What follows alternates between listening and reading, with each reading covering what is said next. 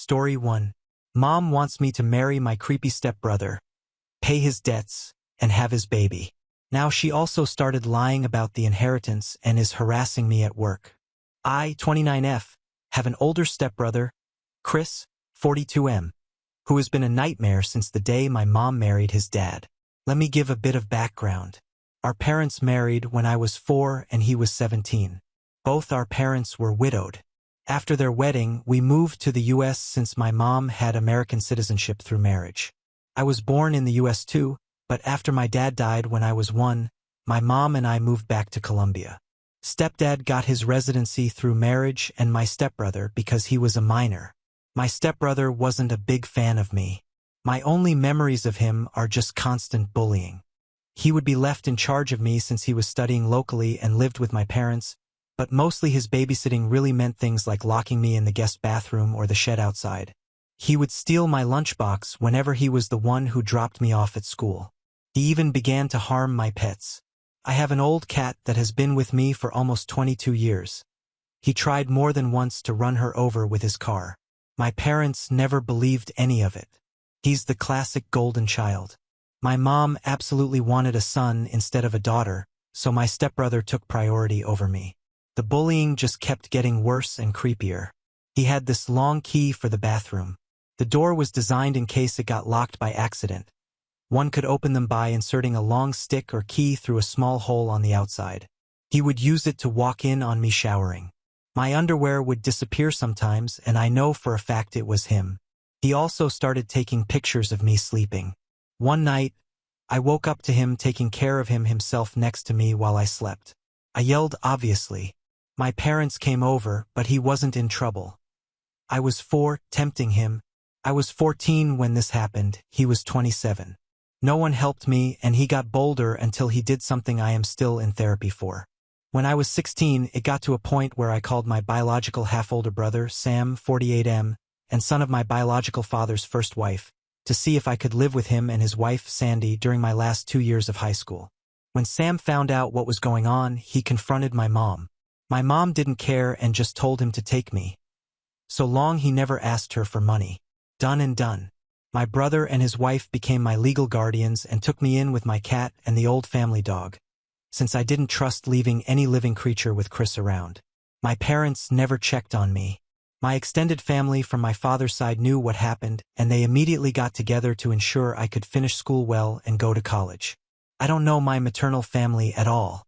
Thanks to my paternal family, including Sam's mother and her family, I got my bachelor's and master's, no student debt, and work as a nurse practitioner. I still live with Sam, his wife, and their 2 kids, and I pay a small rent. Neither Sam nor his wife expected me to pay anything, but that's the least I can do for the 2 people who have taken care of me for 13 years. For anyone wondering why I didn't move, it's incredibly expensive where I live, and Sam insisted I stay with them until I save enough to buy my own home. Things seemed okay until my mom messaged me recently. She had not messaged me since I was 18, when she told me she no longer had any responsibility to me. In this message, she sounded overly friendly, telling me how she missed me and asking how I was doing.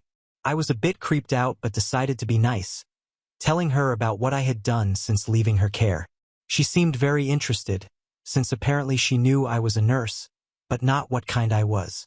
She began asking me about my salary. I didn't tell her anything about it, but that it was enough to pay the bills. My mom then began texting about Chris and how he was barely making any money due to his student debt. Apparently, Chris never finished a degree, jumping from career to career. He is now working in my stepdad's used cars business as a salesman, but most of his pay went to pay the substantial student debt he got over the years. I told my mom how sorry I was that Chris was having a hard time and wished him luck. That's when my mom finally got to what she wanted. She texted me, I needed to pay his student debt, so he could finally begin to make the money he deserves, like the man of the family. I just turned off my phone. When I got home, Sam was surprised since I was usually the last to arrive. Sandy wasn't home yet. I told Sam what happened and showed him my mom's text messages. I don't think I've seen Sam this angry ever. He told me to block my mom, stepdad, and Chris, if I have not done so yet. After talking with Sam and Sandy, I called my boss to ask the next day and the one after off. This gave me a 4-day weekend, including the days I'm normally off shift. My boss was more than okay with this and told me to just take it easy and let her know if she could help. This backfired because the next day, my mom and Chris decided to come to Sam's house to speak to me.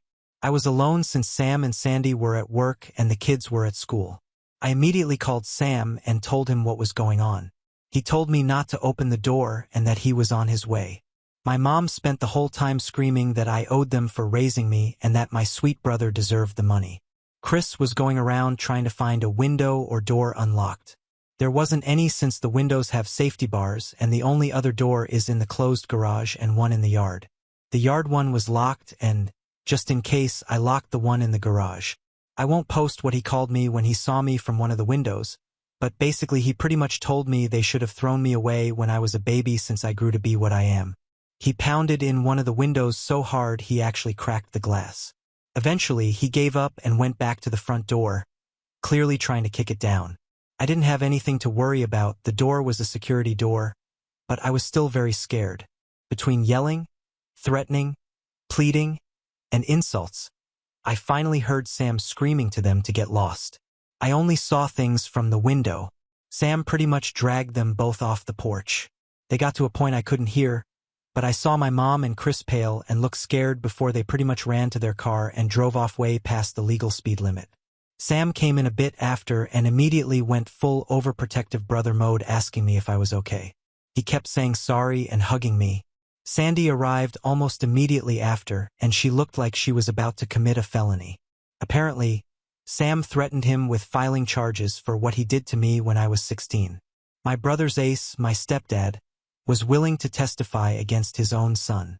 That seemed enough to get Chris off our backs, but not my mom. Since then, it's been 3 days and my mom has sent texts, called non-stop with various numbers, and rallied a group of people who are supposedly my maternal family to harass me for money.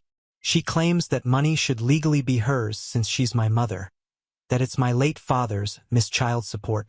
Sam is helping me find a lawyer to get a restraining order on my mom, and I plan to take my stepdad's offer to testify by pressing charges against Chris. I can't say I can forgive him for not stopping his son, but I appreciate he's at least trying.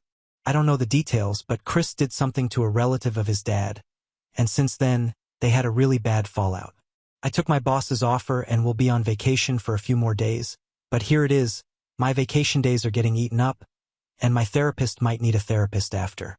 Thankfully, my dark sense of humor and supportive paternal family are keeping me somewhat sane. Update 1. I didn't think I would be making an update so soon, but my mother is unrelenting. To the people that were so kind and gave me advice earlier, thank you so much. It really helps to have people show kindness in difficult days. I follow with the advice to freeze my credit, and I will be getting a new phone for personal use. We'll have to keep my old phone for work for a little. Now to update on the situation.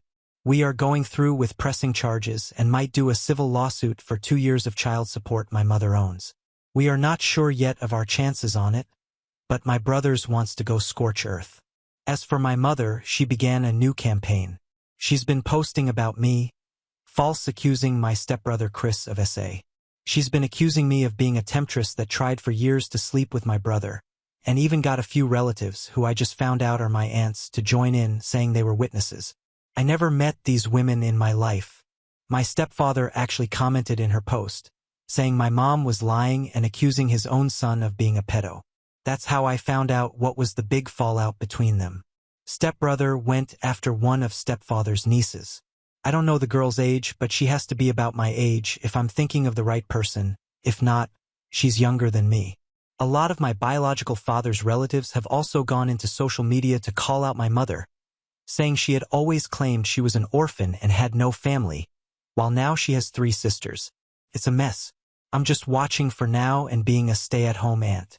My nephews love it, since we go out after they finish homework for crazy shenanigans. My boss has helped me with some paperwork for leave of absence, and I should be off for about 6 weeks. After, I'll be mostly working from home for a few weeks. Not the greatest update, and to be sincere, things are not fun, but it's nice to spend time with the kiddos at least.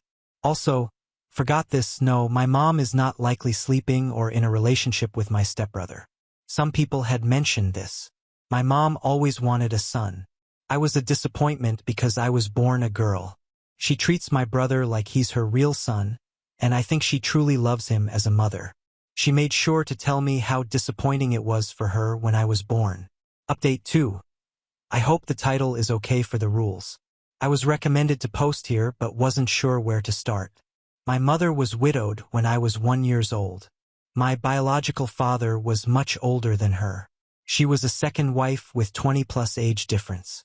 After that, she remarried her hometown sweetheart and adopted his 17-year-old son. My dad was American, mom is Colombian. I was born in the US, then we moved for a few years back to Colombia and we returned to the US when I was 4.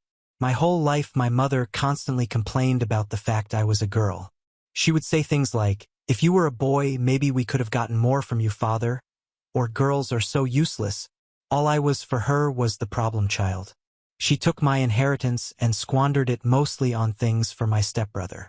Whenever she had guests, she would always introduce me and joke how I ruined her body and wasn't even worth it since I was a girl. Most her friends thought I had some kind of mental illness because of her lies about me being mentally behind. She used the R word. She would often blame it on my gender though, saying because I was born a girl I was clearly inferior. During holidays I would be left behind with a sitter. I was just too much of a problem child and would ruin things for my sweet brother. We only have one family picture from when I was 5.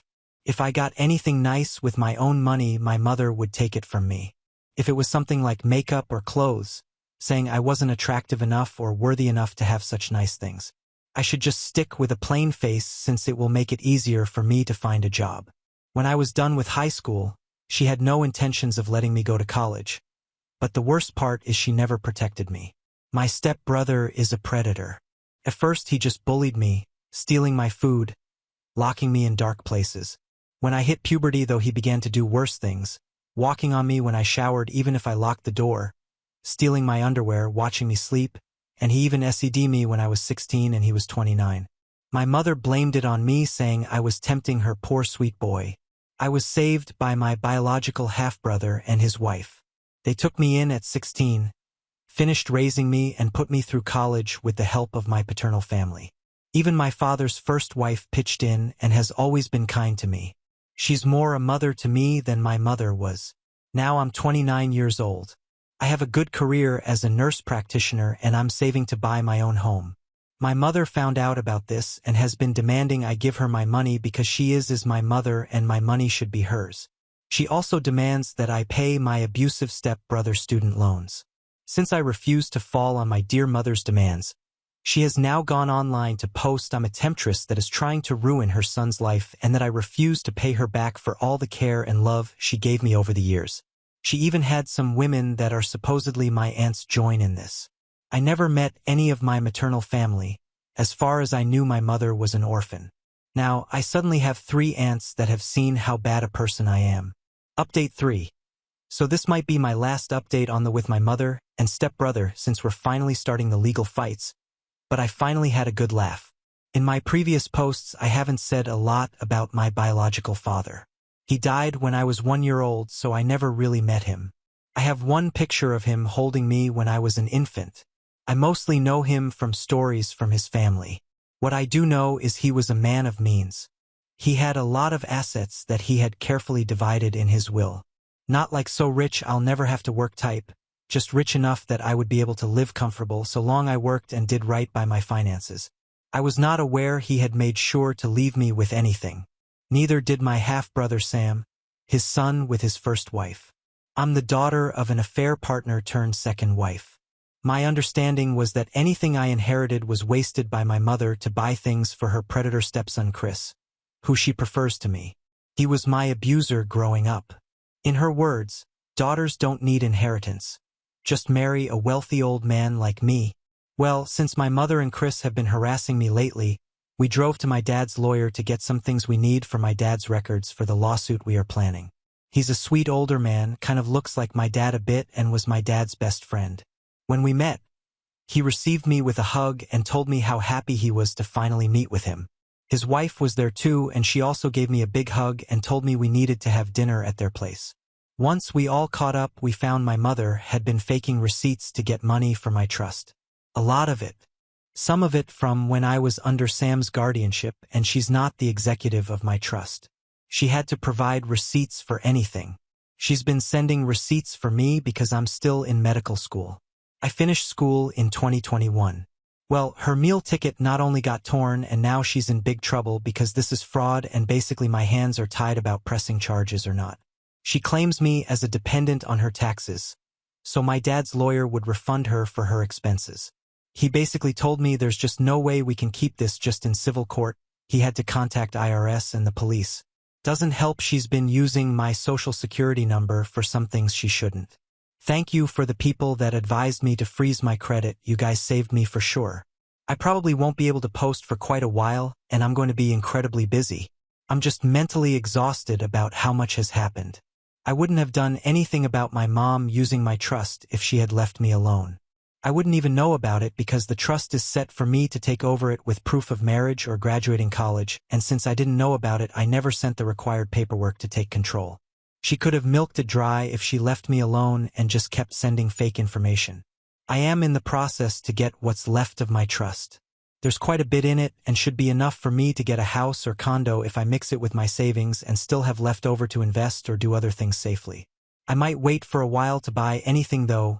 I don't know how safe it would be since my mom still has my social security number. Update 4. Hey Reddit. This is more a personal rant than full-on update. Things are only starting on the legal side of things, so no real update or information I'm allowed to share. This is more on the personal side of things, since I just came home from having my mother harass me in a bar. It was fun. Short background. My mother is a greedy liar that let her stepson Chris, who's 13 years older than me, abuse me since I was a small child. First physical abuse, then SA. SA started when I was 14 until I was 16. Now she wants me to clear a student debt, and she had been mooching off my biological father's inheritance. As for last night, well, I decided to go out with some girlfriends for a girls' night. My half-brother Sam and his wife Sandy have been pushing me to go out for a while. We went to a local bar.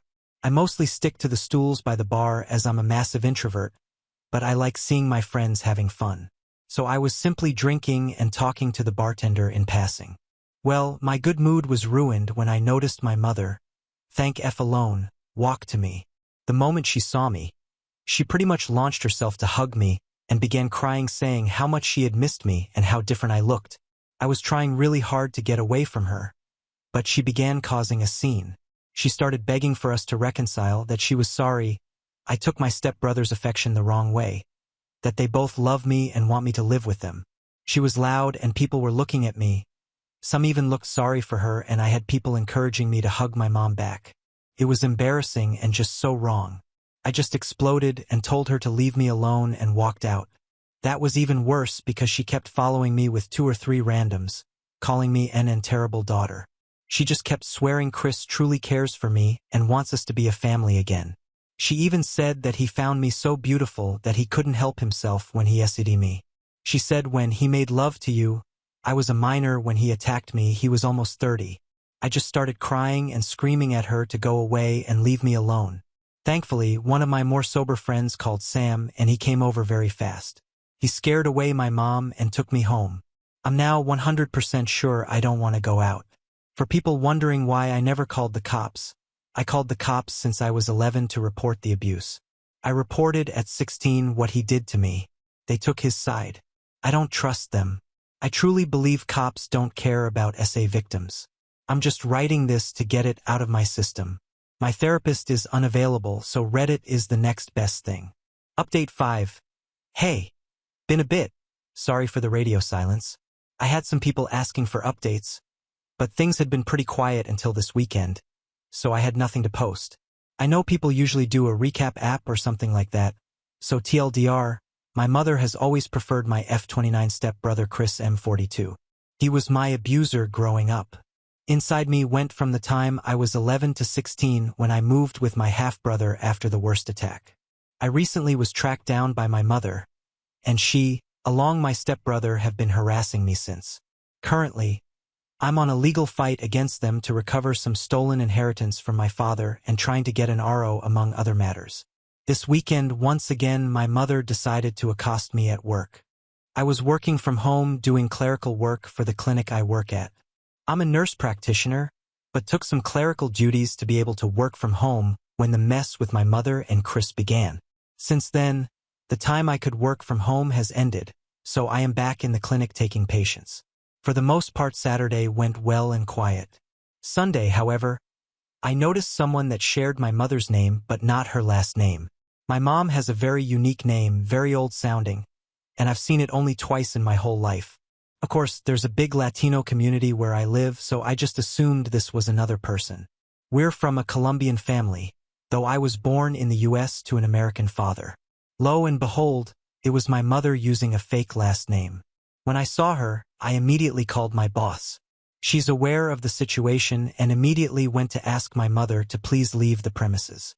This can be a controversial move, so to explain it before the debate starts. She was in for a general checkup, not a life or death treatment. She was not denied because of protected reasons, but because I, as a member of staff, felt my life was in danger in her presence. There's a lot of other clinics in varying prices, and they are open to get new patients so she can get her checkup anywhere else. This is allowed in our state's law. If she was hyperventilating or clearly in distress, we would not be able to ask her to leave. My mother, of course, went on a rampage, demanding to be seen by me specifically. My boss, thankfully, was not intimidated and just insisted my mother had to leave or else the cops would be called. After a back and forth that I was watching from the security cameras, this all happened in our waiting room. My mother threw a letter at my boss and left fuming. She even pushed a lady that was walking in, though thankfully no one was hurt. My boss brought me the letter and told me she will make sure to not assign me any patients with my mother's first name, and went to make arrangements with our front desk. I took a break and decided to read the letter mostly to see if it was something I could use for my RO. This is a translation to my best capabilities. My lovely daughter, it hurts me so much you refuse to speak to me. I love you so much and all I want us to recover the years we've lost. I only have you left from your father whom I love dearly. I know there's a lot of misunderstandings with Chris. He loves you so much too and I wish you would give him a chance to prove it to you. He always talked about how beautiful you are and how much he wished you two could spend more time together. He truly adore you, and I wish you would consider his feelings more. He even asked me to convince you to marry him, and I think it's a wonderful idea. Papa, stepfather, and I are probably divorcing and this will be the perfect solution so Chris, you, and I can stay a family. He keeps going on and on about how much he wants to raise your and his baby together. Let me know when you want to go shopping for wedding dresses. I love you, my darling mom. I'm going to share a few personal notes here. I am unable to get pregnant after Chris's attack. I had some medical complications that have left me unable to conceive. My mother knows about it, Chris knows about it, the cops know about it. They ruled the whole thing as consensual sex, and because I was 16, the legal age of consent, nothing was done. I show this to my lawyer and he added it to the compilation of things we're using for the RO. Still no court date, and the cops don't consider my case risky enough to do the paperwork for a temporary RO order. I do have one officer who is taking this very seriously and has been amazing. It's just a majority who don't seem to care or have too much on their docket to give my case time. Update 6. I'm going to update here since it's only been 3 days and feels dumb to make a new post. Chris has been arrested. Apparently, he kidnapped a 2-year-old baby girl, his cousin's daughter no less. The baby was recovered safe and unharmed from what I heard. I'm glad she wasn't taken for long. Who knows what the hell he wanted to do to her? If I hear more details, I'll update. I'm trying to use this to get that temp RO. Now on to the next story. Story 2. Before we start, if you're enjoying this video so far, please consider liking and subscribing to the channel. Now let's continue. I uninvited my sister, with whom I have had no contact for 6 years, but my boyfriend invited her without asking me. What he got next shocked everyone. I, 34F, am getting married to my boyfriend, Henry, 35M, next month. We've been together for 6 years and living together for the last 2. As we're preparing our guest list, I noticed Henry included my elder sister, Felicity, 36F. I haven't spoken to her in 6 years, coincidentally since I started dating Henry. When I asked Henry about it, he said our wedding is a big event and I should patch things up with Felicity. He thinks I should invite her. I'm not okay with this at all. I reminded Henry of what happened 6 years ago and told him not to forget it either. I'll admit what happened back then wasn't acceptable, but I had managed to forgive and forget. However, I'm not willing to extend the same courtesy to my sister. There's too much history there, and I don't want her at our wedding. Henry and I argued about this for a while. He kept insisting that family is important and that I should give Felicity another chance. I tried explaining my feelings, but he didn't seem to understand. It's frustrating because he knows why I cut contact with her. Yet he's pushing for her to be there on our special day. I've thought about this a lot over the past few days. I've considered Henry's point about family being important, but I just can't bring myself to agree. The memories of what happened are still too painful. Having Felicity at our wedding would only bring up bad feelings and potentially ruin what should be a happy day. I talked to my best friend about this, and she agreed with me. She remembers how upset I was 6 years ago and thinks it's completely understandable that I don't want Felicity there. Her support has made me feel more confident in my decision. I've also thought about how having Felicity there might affect other aspects of the wedding. Would it create tension among other family members? Would I be constantly worried about what she might say or do? It's not worth the stress. Henry and I had another conversation about it last night. I explained my feelings again, this time more firmly. I told him that while I appreciate his desire for family unity, this is a line I'm not willing to cross. Our wedding day should be about us and our love, not about mending fences with someone who hurt me deeply. I reminded Henry that we've built a life together over the past 6 years without Felicity in it. We've been happy and successful. Adding her back into the mix now, especially on our wedding day, feels wrong and unnecessary. After a long discussion, Henry finally seemed to understand my perspective. He agreed that my feelings should come first in this situation. We've decided to move forward with the wedding planning without including Felicity on the guest list. I feel relieved now that this decision has been made. I can focus on the excitement of marrying the man I love without worrying about potential drama from my sister. I know some people might think I'm being harsh or unforgiving, but I believe I'm doing what's best for me and for our wedding. The wedding preparations are in full swing now.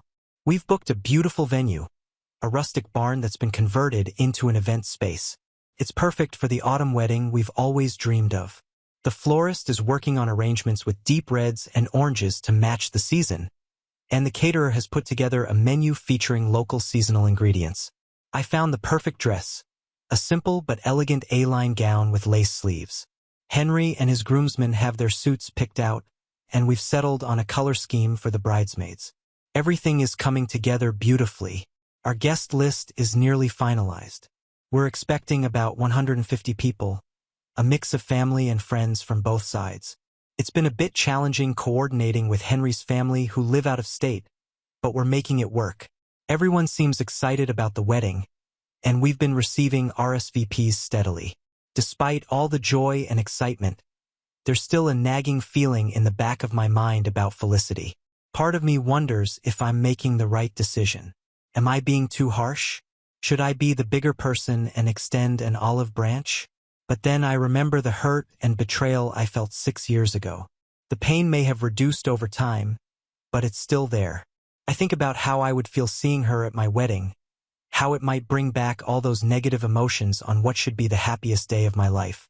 I've talked to my parents about my decision. They're disappointed but understanding. They know the full story of what happened, and while they wish the family could be whole again, they respect my choice. They've promised not to pressure me about it and to support whatever decision I make.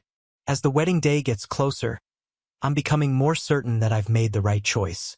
This day is about Henry and me, about celebrating our love and commitment to each other.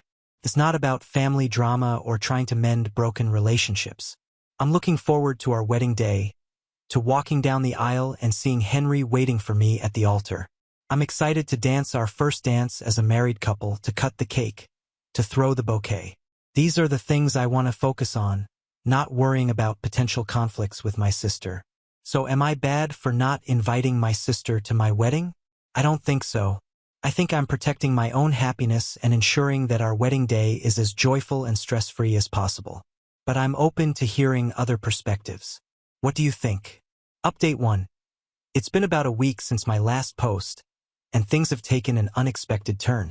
I got a call from my mother yesterday thanking me for inviting Felicity to the wedding. I was furious and confused. I hadn't invited her, so how did this happen? I confronted Henry about it, and his response left me shocked. He told me I needed to grow up and stop holding grudges against family members. He admitted to inviting Felicity behind my back, thinking I'd eventually come around to the idea. This betrayal brought back memories of why I cut contact with Felicity in the first place. It all started 6 years ago when I first introduced Henry to my family. Felicity was engaged at the time, but I later found out she had eyes for Henry from the start. As Henry became more familiar with my family, Felicity started getting closer to him when I wasn't around. I was completely unaware of what was happening. Looking back, there were signs I should have noticed. The way Felicity would laugh a little too hard at Henry's jokes. How she always seemed to be around when he visited our family home. Things came to a head one day when I came home early from work. I walked in to find Henry and Felicity in an intimate moment. They were sitting close together on the couch, their heads bent towards each other, speaking in low voices. When they saw me, they jumped apart, but it was too late. I had seen enough. Henry immediately started apologizing, saying it was just a misunderstanding and nothing had happened.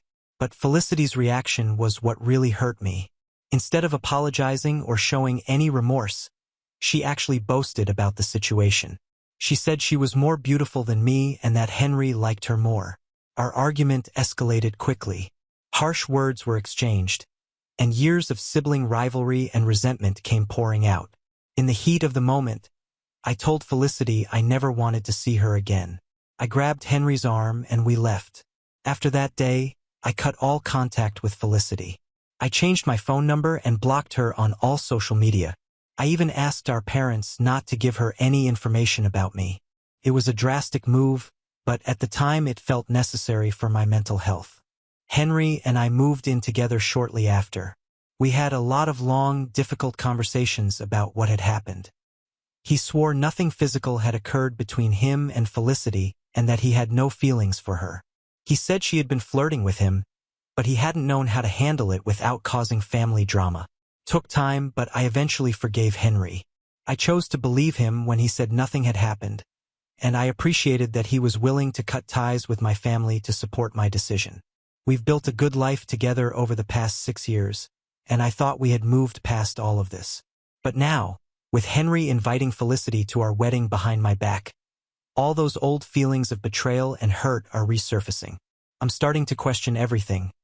Our relationship, our past, even our future.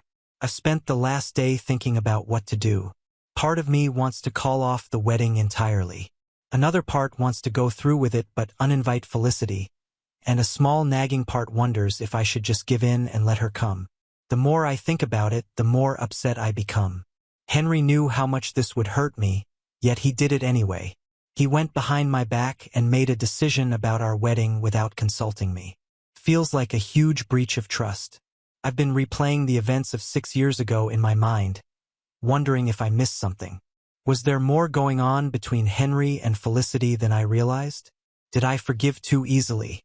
Should I have pressed for more details about what happened between them? I called my best friend and told her everything. She was furious on my behalf and offered to come over right away. We spent hours talking it through. She reminded me of how devastated I was 6 years ago, how long it took me to trust Henry again. She thinks I need to seriously reconsider whether I want to marry someone who would disrespect my wishes like this. I also spoke to my parents. They were surprised to hear that I hadn't actually invited Felicity. My mom apologized for assuming and said she should have checked with me first. They're worried about me and offered to postpone the wedding if I need more time to sort things out. The wedding is supposed to be in 3 weeks. We've put down deposits, sent out invitations, finalized most of the details. The thought of calling it off is overwhelming, but so is the thought of going through with it while feeling this way. I tried talking to Henry again, hoping he would understand how much he's hurt me, but he's still insisting that I'm overreacting. He says it's just one day, that having Felicity there won't change anything between us. He doesn't seem to understand that it's not just about Felicity being there. It's about him going behind my back and disregarding my feelings. After a lot of soul-searching, I've made a decision. I can't marry someone who would go behind my back like this, especially about something so important. Henry knew how much Felicity's presence would hurt me, yet he invited her anyway. I've told Henry he needs to make a choice.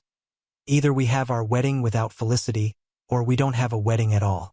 I know it's an ultimatum, but I feel like I've been pushed into a corner. This isn't just about Felicity anymore. It's about trust and respect in our relationship. Henry seemed shocked when I gave him this ultimatum. He tried to argue that I was overreacting, but I stood my ground. I told him he has until the end of the week to make his decision and uninvite Felicity if he chooses our wedding. I'm not sure what's going to happen now. Part of me hopes Henry will see how serious this is and make the right choice, but another part of me is preparing for the worst. Either way, I know I'm doing what's best for me, even if it's difficult. The next few days are going to be tense. I'm dreading having to explain to everyone why the wedding might be called off. I'm worried about the financial implications of canceling everything at this late stage, but more than anything, I'm sad. Sad that what should have been one of the happiest times of my life has turned into this mess. I'll update again once Henry makes his decision. In the meantime, any advice or support would be appreciated. Am I doing the right thing? Should I stick to my ultimatum? Or am I being too harsh? How do I move forward from here regardless of what Henry decides? Update 2. The wedding is next week, and things have taken a dramatic turn. Henry and I haven't been talking much, even though we're still living in the same apartment. His parents arrived a few days ago, which has made things even more tense. Yesterday, while I was at work, I called Henry to confirm if he had uninvited Felicity. He started making excuses and telling me how I should reconsider. Something in his tone made me suspicious. I had a gut feeling that there was more going on than I knew. Against my better judgment, I decided to hire a private investigator to follow Felicity. I know it sounds extreme, but I needed to know the truth. The PI came back with evidence that confirmed my worst fears. Henry has been cheating on me with Felicity, not just recently, but for years. I was devastated and furious. All this time, I thought I had forgiven Henry for a one-time mistake. Now I find out it's been going on behind my back for our entire relationship. I felt like my world was crumbling around me. After the initial shock wore off, I started planning. I decided I wasn't going to let them get away with this. I told Henry that I had changed my mind and Felicity was invited to the wedding after all. He seemed relieved, which only fueled my anger more. As the wedding day approached, I pretended everything was fine. I went through with all the preparations, smiling and acting excited. Inside, I was a mess of emotions. Hurt, betrayal, and a burning desire for revenge. On the day of the wedding, just before the ceremony was supposed to start, I asked everyone to gather in the reception hall. I told them I wanted to show a special video I had prepared, chronicling my 6-year journey with Henry. As everyone settled in, expectant smiles on their faces, I started the video. But instead of a romantic montage, what played were the photos and video evidence the PI had gathered. There were images of Henry and Felicity together, text messages they had exchanged, and even a video of them kissing outside a hotel. The room fell silent as the evidence played out on the screen. I watched as shock, disgust, and anger played across the faces of our friends and family. Henry's parents looked mortified. My parents were in tears. When the video ended, I stood up and addressed the room. I explained how Henry and Felicity had been carrying on this affair for years, right under everyone's noses. I told them about the incident 6 years ago and how I had been fooled into believing it was a one-time thing. Henry tried to interrupt, to explain, but I wouldn't let him speak. Felicity sat in silence, her face pale. I looked at both of them and said, "The wedding is off. I hope you two are happy together, because you've lost me forever." With that, I walked out of the hall, leaving chaos behind me. My best friend followed me out, hugging me and telling me how brave I was. My parents came out soon after, apologizing for not believing me about Felicity all those years ago. It's been a few days since then. I'm staying with my parents while I figure out what to do next. Henry has been calling and texting nonstop, begging for another chance, but I've blocked his number. Felicity tried to reach out once, but I shut that down immediately. I know I have a long road ahead of me. There's an apartment to move out of, joint accounts to separate, and a lot of emotional healing to do. But for the first time in 6 years, I feel like I can breathe. The truth is out, and I'm free from their lies. Looking back, I realized there were signs I chose to ignore, but I'm not going to blame myself. They were the ones who chose to betray me, to lie to me for years. I'm just glad I found out before I married Henry. To everyone who supported me through my previous posts, thank you. Your advice and kind words gave me the strength to stand up for myself. To those who are in a similar situation, trust your instincts. If something feels wrong, it probably is. I'm not sure what the future holds, but I know it's going to be better than the life I would have had if I had gone through with the wedding.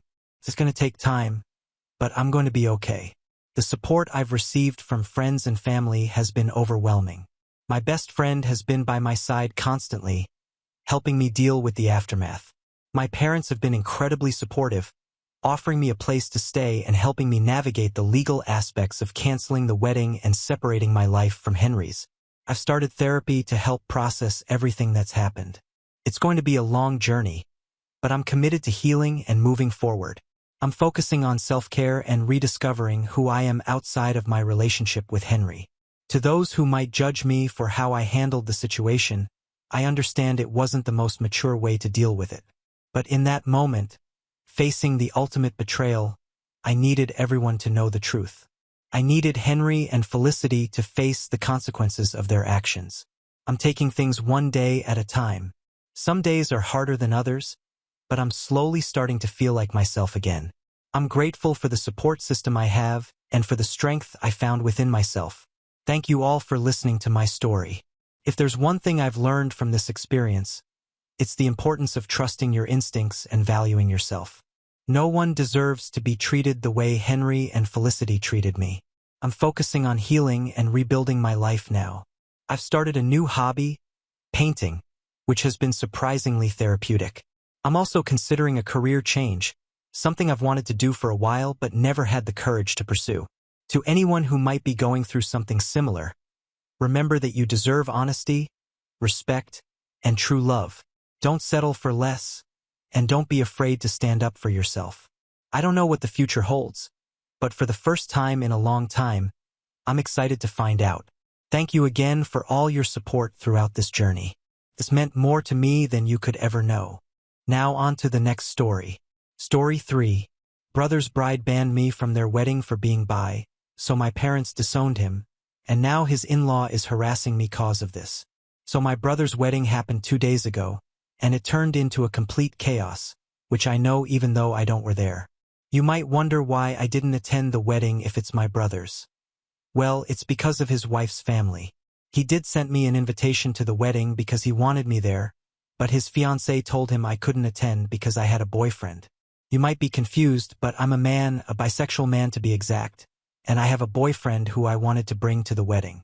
She said even though she doesn't have a problem with that, and he doesn't have a problem with that, her extremely religious parents, who already forced her to do the wedding in a church, would most likely banish us from the wedding and cause trouble between our families. After she told him that, my brother told me I couldn't attend and told me why. You might think I was angry. The truth is I was relieved. I hate going to big events with lots of people because of my social anxiety, and I already was used to not being able to attend certain events because of my sexuality, so it was nothing I haven't heard before. So at the day of the wedding, I stayed at home with my boyfriend. It's worth mentioning my parents' app didn't knew I wasn't attending the wedding. I was chilling at home cuddling with my boyfriend when I suddenly got a text message from my parents asking me where I was because they couldn't find me at the wedding party. I told them I wasn't attending the wedding, and if my brother hasn't told them anything, they said no and asked me what happened. I didn't saw any reason to lie, so I sent them a text message telling them exactly why. Now I have to admit I don't exactly know what happened after I sent them this message because they read it but didn't reply. And why do they care in the first place? They didn't notice I wasn't there before until the wedding was already over. They only not noticed when the wedding party started. However, apparently my parents talked to my brother about it, and all of a sudden my absence was the main topic of the wedding party. From what I heard, two fronts formed. On the one hand, my parents and the rest of my family against the family of my brother's wife, and apparently he, as a husband now, felt compelled to take her side and tried to argue in her favor. It's crazy to think that I was just sitting at home, living my best life with my boyfriend, while all of that went down on his wedding. The wedding party was ruined, and my brother appeared on my door angrily screaming at me why I felt the need to ruin his wedding. I was confused and asked him what happened, and he told me everything. I told him it wasn't my intention. I just told our parents what happened because they didn't know and wanted to know where I was, and I thought he told them beforehand. He screamed at me that I ruined his wedding. I told him it's not my fault he wasn't honest with them. I just respected their wish to not attend the wedding. I couldn't know it would go down like this because, like I said, I couldn't attend several events before because of my sexuality, and my parents never said anything about it, so I thought it would be the same thing here. But I got to admit, it's kind of sweet that my parents and the rest of my family stood up for me. They haven't done it before. That's a more than welcome change, but I still feel kind of bad because apparently I really ruined the wedding party. Comments. Comment 1. You didn't do anything, you just explained the situation. Every action following that was a grown-ass adult choosing their own actions, just going with it, and the snowball effect landed a big-ass golden egg right on his lap as it passed by to run the wedding over AM keyboard static. Op's brother is so stupid not to even realize that his wife ruined the wedding the second she told him his brother wasn't welcome, but he comes and screams at his brother. What a pathetic mess of a person. Comment 2. It's not your job to hide the shitty things he does. It's his job not to do shitty things. Comment 3. And apparently his brother didn't even ask him to keep it a secret from his parents. Op is literally being blamed for not being a psychic. Comment 4. Sounds like my mother. The amount of times I got in for not keeping something secret when I didn't even know they needed to be secret is ridiculous. Comment 5. You didn't ruin the party though, did you? You didn't turn up anyway and make a huge scene because you weren't allowed to bring the +1 of your choice. You were told you couldn't attend and why, and you didn't attend. The issue is with everyone else who in 2023 still has problems with this stuff, like who likes who. Well done to your parents for standing up for you. Some of us should be so lucky. Comment 6. Opie definitely didn't ruin the party. The bride and her shitty family did by making sure he wasn't invited over nonsense reasons. It's really amazing how allergic some people are about accepting blame for their actions. Isn't it? Update 1. I didn't thought I'd give an update, but many interesting things happened. So after my brother's visit, his wife and him went to honeymoon, and the way the wedding party went might have been even worse than I imagined. What happens now is incredible. When I said in the main post that two fronts had formed, I only meant that metaphorically, of course, but it's no longer that. While nothing much interesting happened in the first 2 days afterwards, the terror started as soon as my brother and his wife went on their honeymoon. However, like I said, the terror started shortly after they went to their honeymoon, and when I say terror, I mean that my S's family found both my Facebook and Instagram account and started spamming me with hateful messages. I received insults and hateful messages from various different accounts, who all had one thing in common. They all had somewhat of a Christian theme, and all of them had the same last name. So it wasn't hard to find out whose accounts it was, mainly because I don't know my S's family at all. I only know her, and I know her parents were homophobic Christians, but whatever. They not only started attacking me, they also found the account of my boyfriend over my account because we're linked as a couple, and started to send him the same messages. The messages contained on one side typical bigot stuff like, "You're burning in hell for your sins." One even called me and my boyfriend two devils in disguise. The other side were just blatant insults. You get the idea. I called my parents and told them what they are doing. Then I sent a text message to my brother with screenshots of the messages his wife's family sent me, to which he replied that I shouldn't disturb him with that during his honeymoon as I already destroyed his wedding party. I couldn't believe it, he was just like them. He did send me an apology after my mom told me she called him. But none of this is the main reason I'm giving you this update this early, because I got a call this morning from an unknown number. I hesitated because I thought it was one of them, and I was right, but it was none of the people who insulted me. I heard a woman's voice who introduced herself as the half-sister of my brother's wife. She said it didn't what unnoticed what her family was doing, and she wanted to apologize for them. I told her I'm not going to tell anyone in her family about this and that I don't blame her for her family's actions. She thanked me and hung up. I don't know why, but I have this feeling she only did this to protect her family from being reported. My mother wrote to me earlier that she wants to report the insults and the harassment of these people and that she demands for my brother to divorce his wife, or she will disinherit him from her will because that's not how she raised him. A little radical in my opinion, but I understand where she's coming from. This entire thing escalated so much, it's unbelievable. Thank you all for your support on my first post. Comments. Comment 1. Can't wait for the next update. Let your mom be Mama Bear. You two really could be in danger given how these people are acting. Your brother needs a serious wake-up call. Stay safe it start keeping some pepper spray on you. Comment 2. As a mama her actions are justified. My son is right next to me and I know for a fact I would disown him if he did any of the as much as it would break my heart. Op's brother has shown his true colors and I bet she's devastated. Comment 3. Can you report them on Facebook and Instagram? I keep screenshots of everything and document it in case you need to have to file harassment charges down the line. I even keep that phone number from the apologetic caller. Comment 4. Yes. Take screenshots and block plus report them right after. Comment 5. No, don't block and don't report on social media. Gather evidence, maybe ask once to stop the hate spamming and then cease any/all responses. But keep everything and gather your ammunition. Edit to add. Your brother chose this woman and by default her family. You were quite literally just existing and living your best life when this unfolded. You did not choose this. Please do not allow your brother or his bridezilla to flip this on you in any way. Comment. You are still not guilty for any of this. Family are angry about a group of people existing. That's ain problem.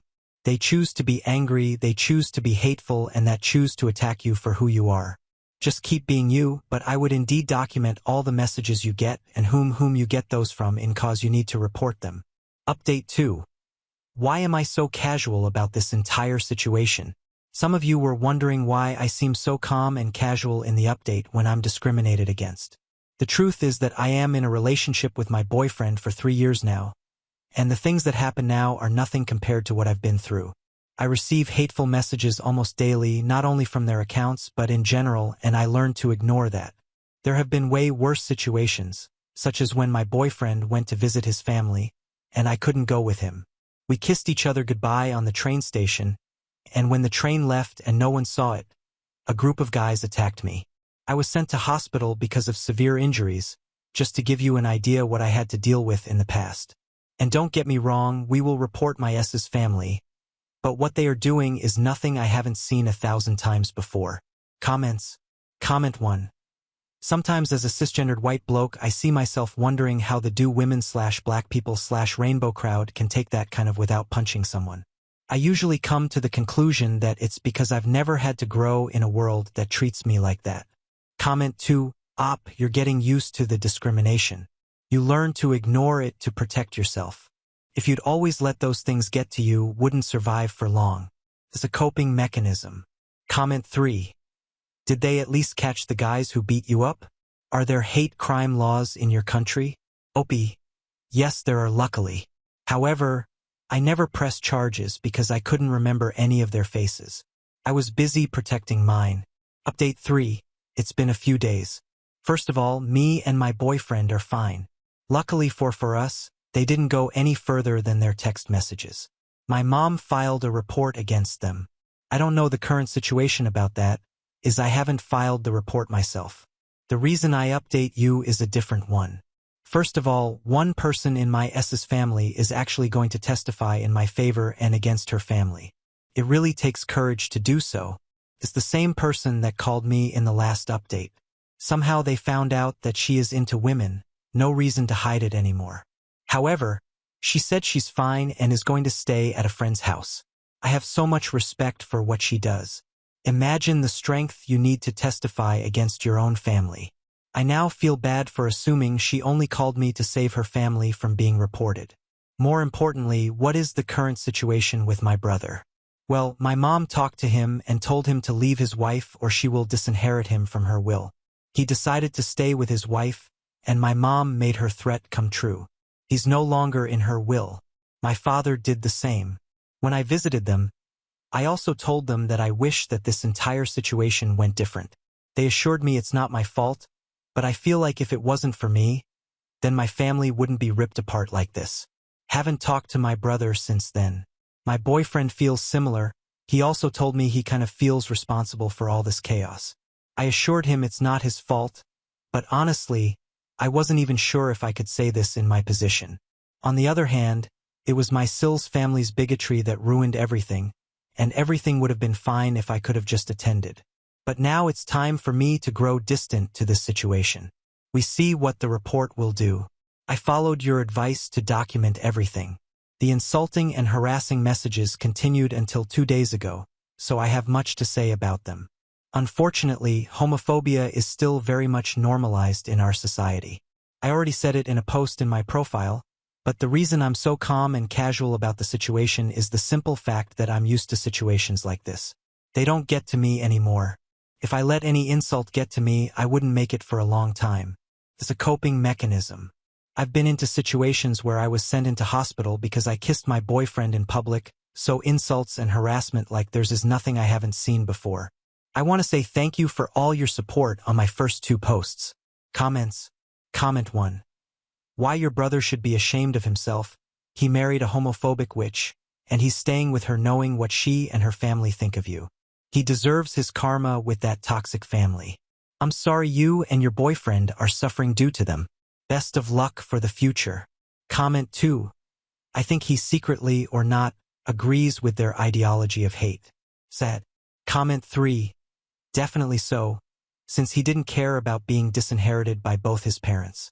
If that doesn't show how devoted he is to hatred, nothing does. Comment 4. I know you feel guilty, but you shouldn't. And bigots don't change their ways. If it was not this situation, it would have been something else. Next time. Your brother and his in-laws got everything they deserve coming their way due to their own actions. Don't get used to abuse from people, not even from your own family, just because they can't accept your way of life. If they have guts to harass you, they should be ready for consequences as well. Update 4. I think some of y'all are waiting for an update, so here I am. Keep in mind that this update will probably be the last one. So last time I told you my mother was pressing charges against them, and to my surprise, we won. They weren't going to jail or anything, but they had to pay for their actions, literally. There was one incident where my dad was actually trying to find out where I lived and asked my brother, who told him. Only God knows what he would have done to us if we still had lived there. But in the time span of the last 2 months, me and my boyfriend moved to a different place which my brother didn't know anything of. Also, their social media accounts were deleted, however. I don't know if this was part of their punishment or if they did it themselves.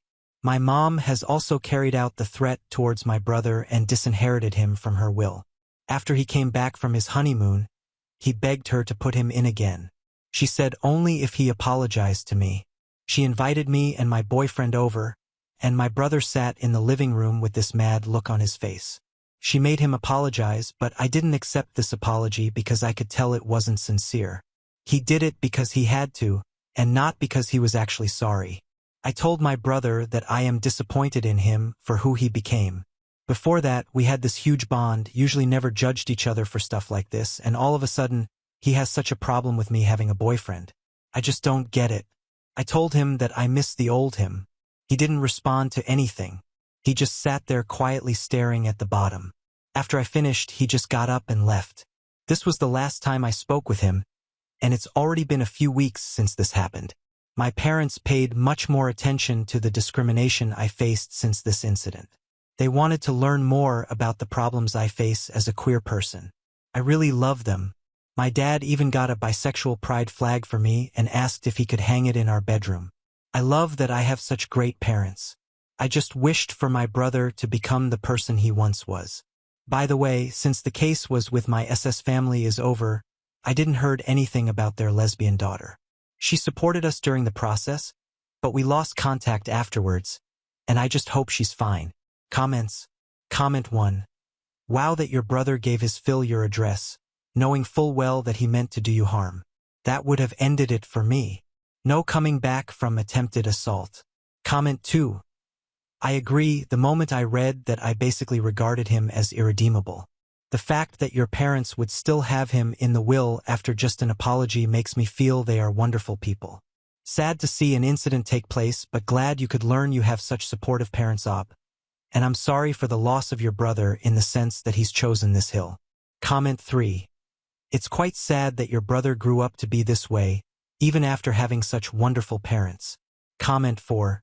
At the end of the day, people are still their own person. We still have our own thoughts, feelings, and opinions. Even if we've been raised a certain way, some kids turn out good even if they've been raised by terrible parents, and some kids turn out bad even if they've been raised by good parent. Comment 5. Does your mom know that your brother basically enabled his Phil to commit assault against you and your boyfriend? Because that's exactly what that was. Opie. She doesn't know, and I don't think I will tell her. I don't want to pour any more oil in the flame that this incident has been. I just want to finally leave it behind me. Comment 6. You need to tell them for their safety in your own. Update 5. The final update of my story happened 6 months ago, and I figured some of you might be interested in how things currently doing, so I'm back, at least for this post. Right now, there have been some things that happened. First of all, I want to give you an update about the sister of my brother's wife. Around 2 months after my update, she texted us and asked if she could come over. We talked a while, and I was relieved to find out that she is fine. She said that she moved in with her girlfriend when the case was over simply because her parents and the rest of her family had disowned her and threatened her with physical violence if she dares to return. However, the relationship with her girlfriend ended after a while, and she asked us if she could stay for a few days until she found something. She stayed with us for 2 weeks. During that time, my parents had visited us and offered her to stay with them because they had a big house with some free space. She stays there currently because she wanted to study, and my parents had no problem with letting her stay a little longer. Me and my boyfriend also support her financially a little bit. We included her into several different celebrations such as Christmas and New Year's Eve, and I feel like she is like the sister I never had.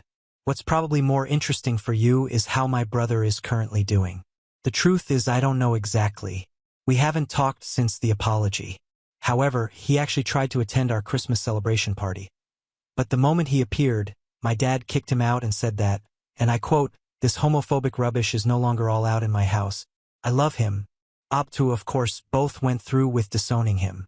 My boyfriend and I are still together, and I feel like he might be the one I want to marry.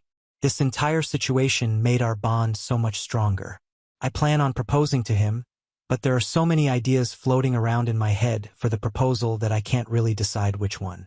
Also, the social media accounts of my S's family had disappeared entirely, all of them, but I assumed they already made new ones under a new name. I'm just glad all of this is finally over. I don't have any compassion left for my brother. I just wish he had never developed this way. Everything that happened to him, he brought it on himself. If you guys want, I can update you when I'm engaged. Thanks for reading. Wish you all the best. Comments. Comment 1. Be sure to also hire security at your future wedding in case your brother, his wife, and his in-laws try to boycott it in any shape or form if they somehow find out where it'll take place. Comment 2. I never thought about that, but true. If someone's would try to do something like this as a revenge, it's them. I keep this in mind. Comment 3. From all this chaos that your brother, his wife, and ill cause, at least something good came out, helping another person. I'm glad she came to you guys, a safe place to be and have support. Those people are the worst hypocrites in this world, acting like there are saints. Live your best life and leave the haters behind. One day your brother will open his eyes, but nothing will be the same. Comment 4. I've been following your story, and it simultaneously heartens and worries me. My son 21 came out to us last year. He also told his close friends. It went very well for him because we all fully support him. But he publicly announced his relationship the other day, and I am so worried. We live in a southern state, and while the metro areas are fine, beyond that it's a difficult environment for LGBT+. Your story of being attacked and everything else that has happened with Sil's family has me fearing for their safety, and I'm just beside myself with worry. Comment 5. I would say not to worry, but that would be wrong advice. The story of me being physically attacked happened only once since I came out. If this is some comfort in any way. However, what you can do and what we always appreciate is publicly advocating for us queer people. The more Cesaro people advocate for us, the more normalized we will be and the less danger we will face. Update 6. I proposed and he said yes. Do you remember when I told you in my last update 2 months ago that I will propose to my boyfriend? Well, I did it today.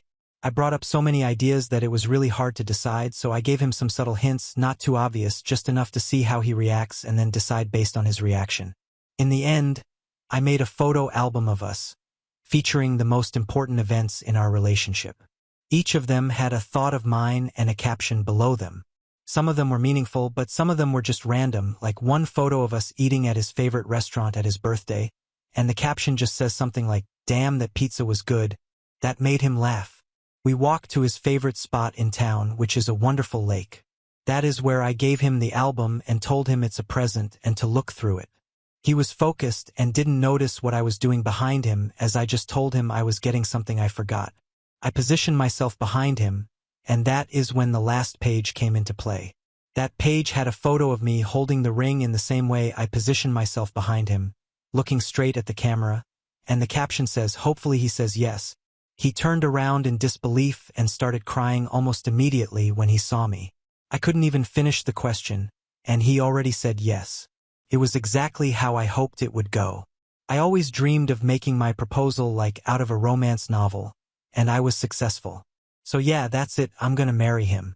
I already told my entire family except for my brother, of course. They were so happy about it.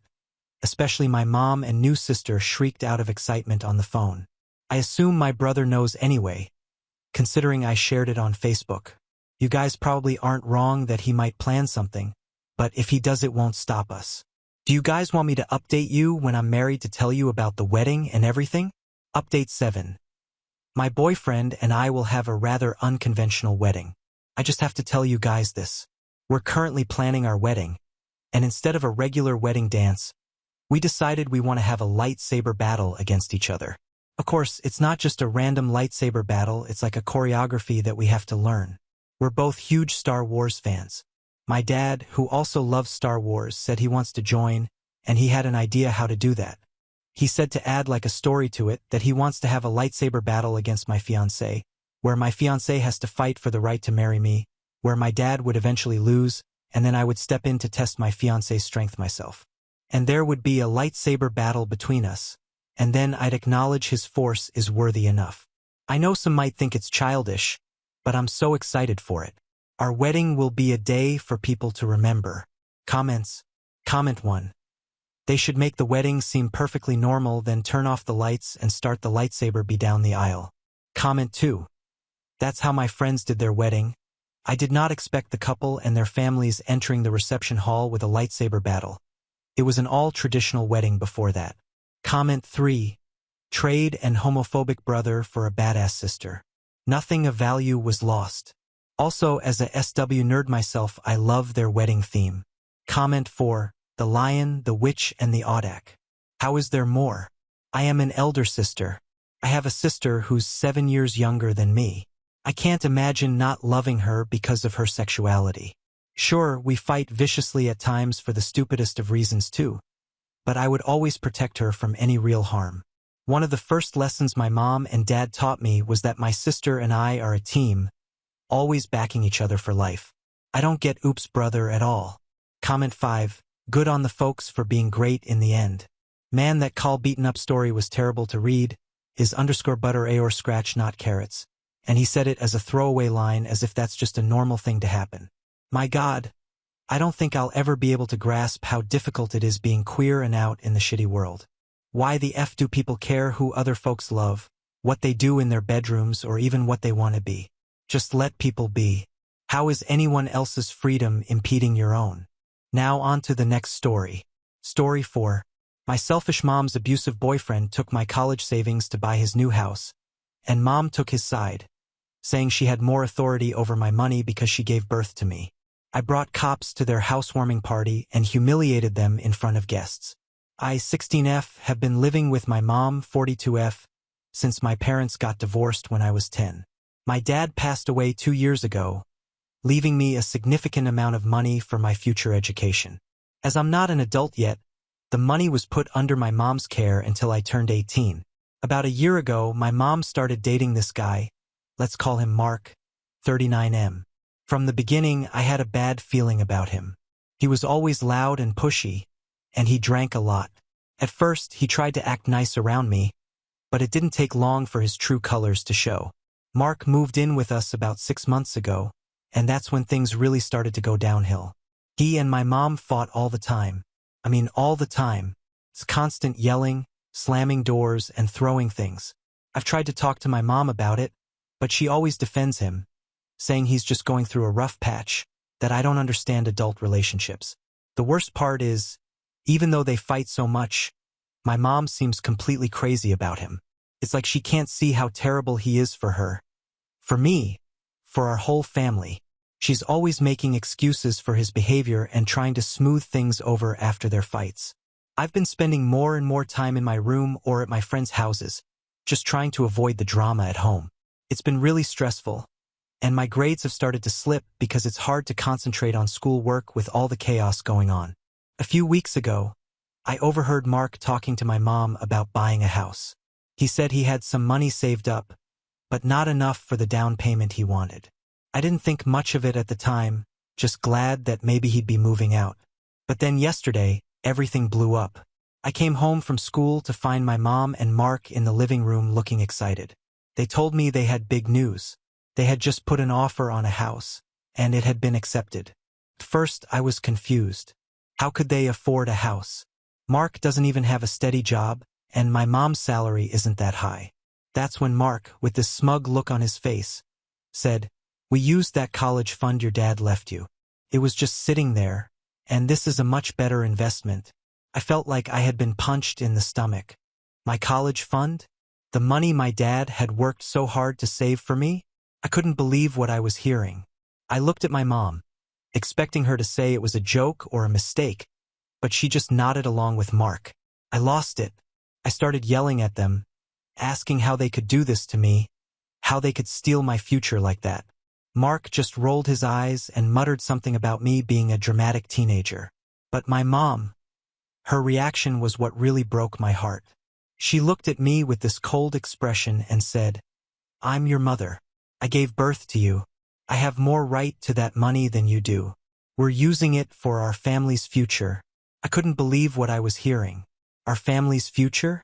What about my future? The future my dad had worked so hard to secure for me? I ran to my room and slammed the door, crying my eyes out.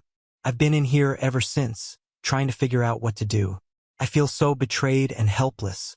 That money was supposed to be for my education, my chance at a better life. Now it's gone, used to buy a house for my mom and her abusive boyfriend. I don't know what to do. I've thought about calling my dad's family, but we haven't been close since he died. I've also considered reaching out to a school counselor or even a lawyer, but I'm scared of what might happen if I do. I feel so alone and scared. My mom has always been selfish, but I never thought she'd go this far. And Mark, he's just getting worse. I'm afraid of what he might do next now that he knows he can manipulate my mom into doing whatever he wants. I guess I'm writing this because I need advice. Has anyone been in a similar situation? Is there anything I can do to get my money back? Should I try to find somewhere else to live until I turn 18? I'm just so lost and hurt, and I don't know where to turn. Edit. Wow, I didn't expect this post to blow up like it did. Thank you all for your support and advice. To answer some common questions. Yes, I'm sure the money was legally left to me. My dad had a lawyer set everything up before he died. No, I don't have any other relatives I stay with. My mom's family lives in another state, and I'm not close with my dad's side of the family. I don't have any documents about the fund. Everything was handled by my mom after my dad died. I'm in the US, in case that's relevant for legal advice. I've read through all your comments, and I'm overwhelmed by the support. Many of you have suggested I talk to a school counselor or reach out to legal aid. I'm scared, but I think that's what I'm going to do. I'll try to talk to my school counselor tomorrow and see if they can help me figure out my options. Some of you have asked for more details about my situation, so here goes. My parents got divorced when I was 10. It wasn't a nasty divorce or anything. They just grew apart. My dad moved to a different city for work, but we stayed close. He would visit often and I spent summers with him. He always made sure I knew he loved me and was thinking about me. When my dad died 2 years ago, it was sudden. He had a heart attack at work. I was devastated. He had always been my rock, the one I could turn to when things were tough with my mom. Losing him felt like losing a part of myself. After the funeral, my mom told me that Dad had left a significant amount of money for my college education. She said it was in a special account that she would manage until I turned 18. I remember feeling grateful that even after he was gone, my dad was still looking out for me. Things with my mom have always been complicated. She's not a bad person exactly, but she can be really selfish and immature. She's always been more focused on her own needs and wants than on mine. After the divorce, she went through a string of boyfriends, always seeming to choose guys who were bad news. Mark is definitely the worst of the bunch. He moved in with us about 6 months ago, claiming between jobs and just needing a place to stay for a while. But he never left and he never really looked for work either. He spends most of his time drinking beer and watching TV or going out with his equally sketchy friends. The fights between my mom and Mark are scary. It usually starts with something small, Mark forgetting to do a chore or my mom asking him about job hunting. But it quickly escalates into screaming matches. Mark will throw things, punch walls, and say horrible things to my mom. She'll yell back, telling him to get out, that she's done with him. But by the next day, they're always back together, acting like nothing happened. I've tried to talk to my mom about Mark's behavior, but she always brushes it off. She'll say things like, "You don't understand how hard it is to find a good man at my age," or "He's just going through a tough time, he'll get better," like she's living in a different reality. As for me, I've been trying to keep my head down and focus on school. My grades have always been good, and I've been dreaming about college for years. I want to study engineering, maybe at MIT or Caltech. That's why my dad's college fund meant so much to me.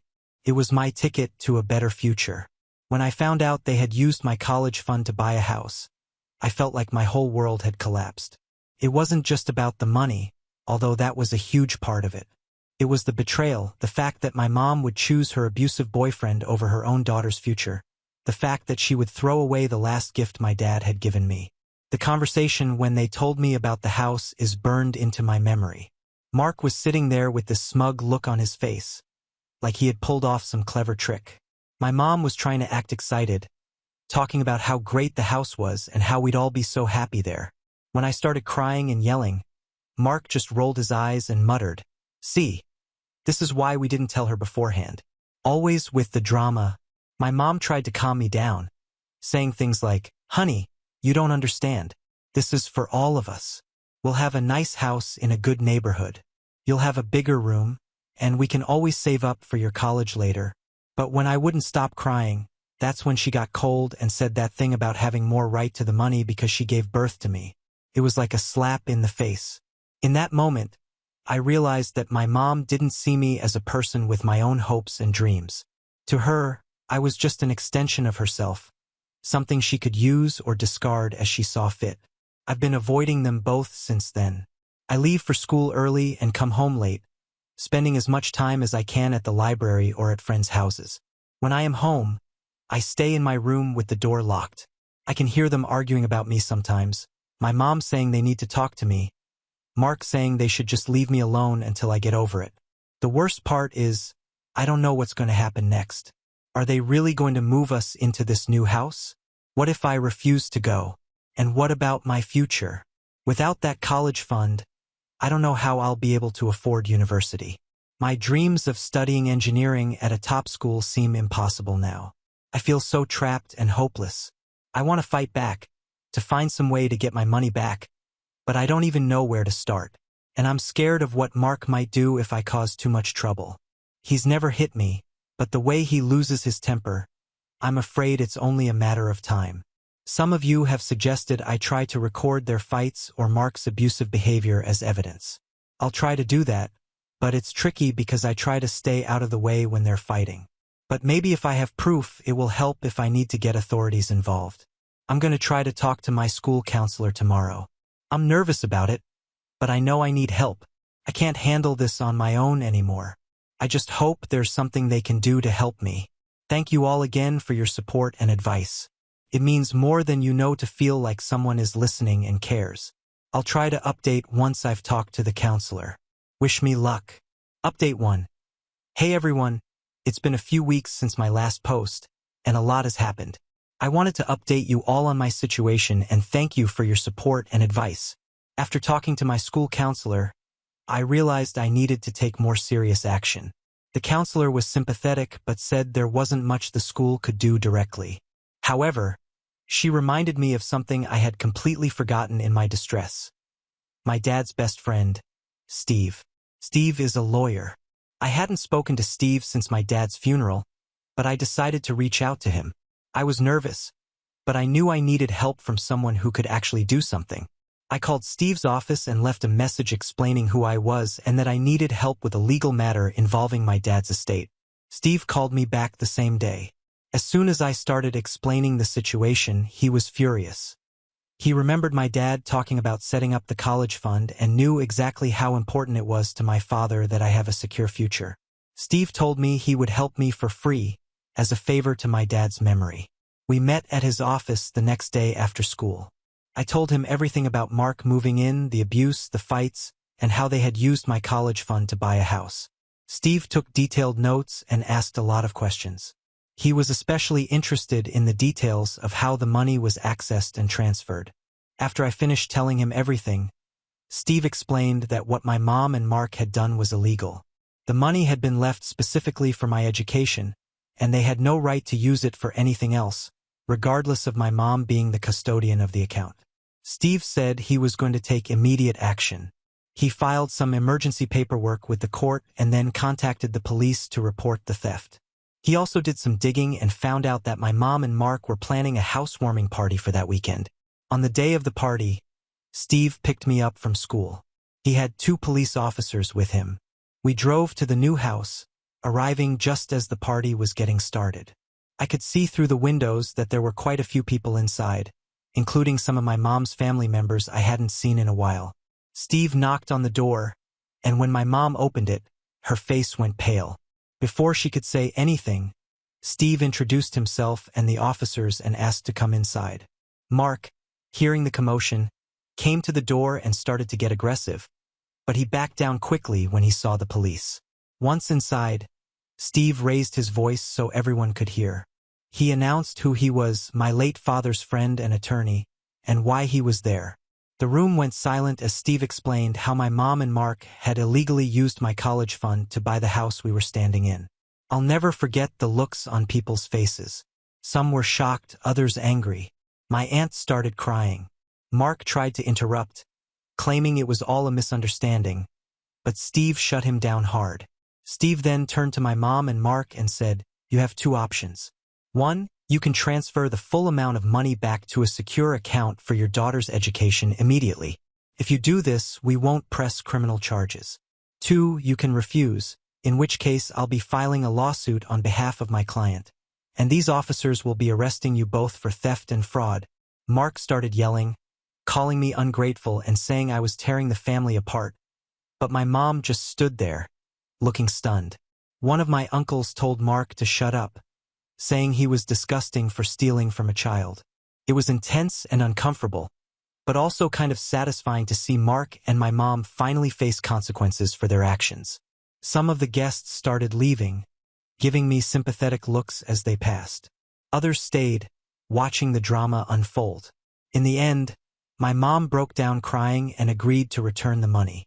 Steve made her sign some papers right there with witnesses, agreeing to transfer the funds within 24 hours. He also made it clear that she would no longer have any access to the account. It would be managed by a neutral third party until I turned 18. As for Mark, he stormed out of the house, yelling about how he was done with all of us. One of the police officers followed him to make sure he didn't try to take anything that wasn't his. The aftermath has been difficult. I'm staying with my aunt for now while everything gets sorted out. My mom keeps calling and texting, alternating between apologizing and trying to justify what she did. I'm not ready to talk to her yet. I don't know if I'll ever be able to trust her again. Steve has been amazing through all this. He's handling all the legal stuff and has even offered to help me look into scholarships and other financial aid options for college to supplement my returned funds. I'm still processing everything that happened. Part of me feels guilty for making a scene and embarrassing my mom in front of everyone, but a bigger part feels relieved and vindicated. For the first time in a long time, I feel like someone is truly on my side, fighting for me. I know things are going to be complicated for a while. I'm not sure what's going to happen with my living situation or my relationship with my mom, but at least I know my future is secure again. My college fund is safe, and I can start planning for my education without that worry hanging over me. Thank you all again for your support and advice. It really gave me the courage to take action. I'm not sure what the future holds, but I feel more hopeful now than I have in a long time. Now on to the next story. Story 5. Forgave my wife for cheating in college, worked hard to build a successful business, and gave her a lavish lifestyle, but she suddenly left me for a rich guy when my business struggled.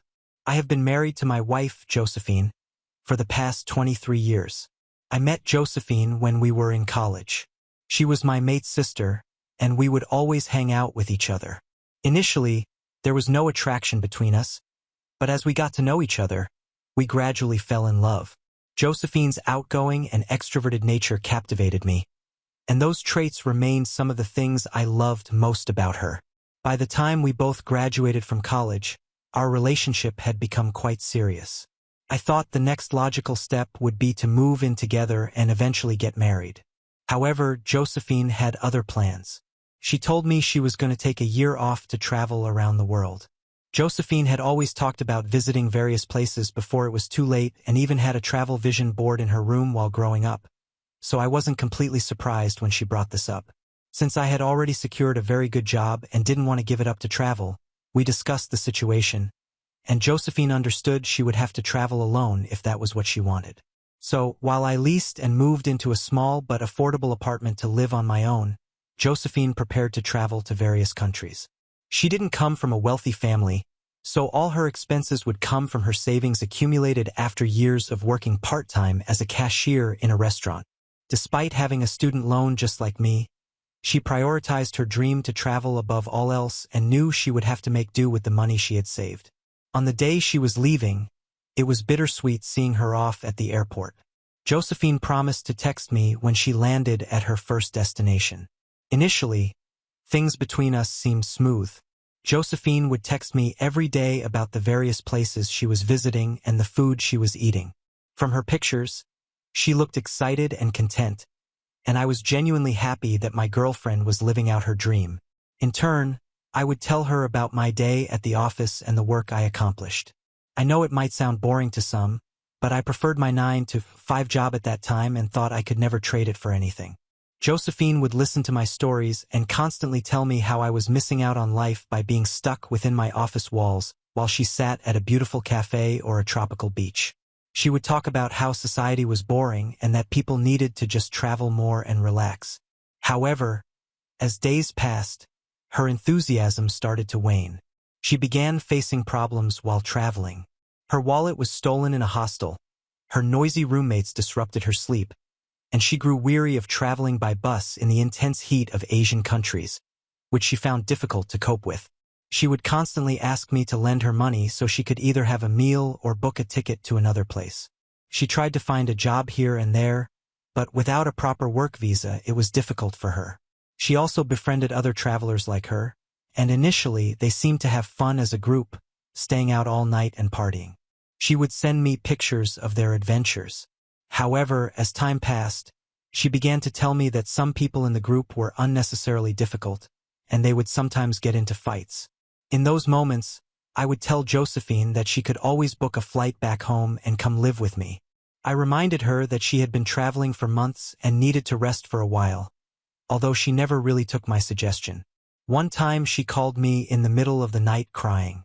She told me that she missed home too much and was ready to come back. She had no money to book a flight, so I booked it for her without hesitation. I was just excited that my girlfriend, whom I hadn't seen for so long, was coming back to me.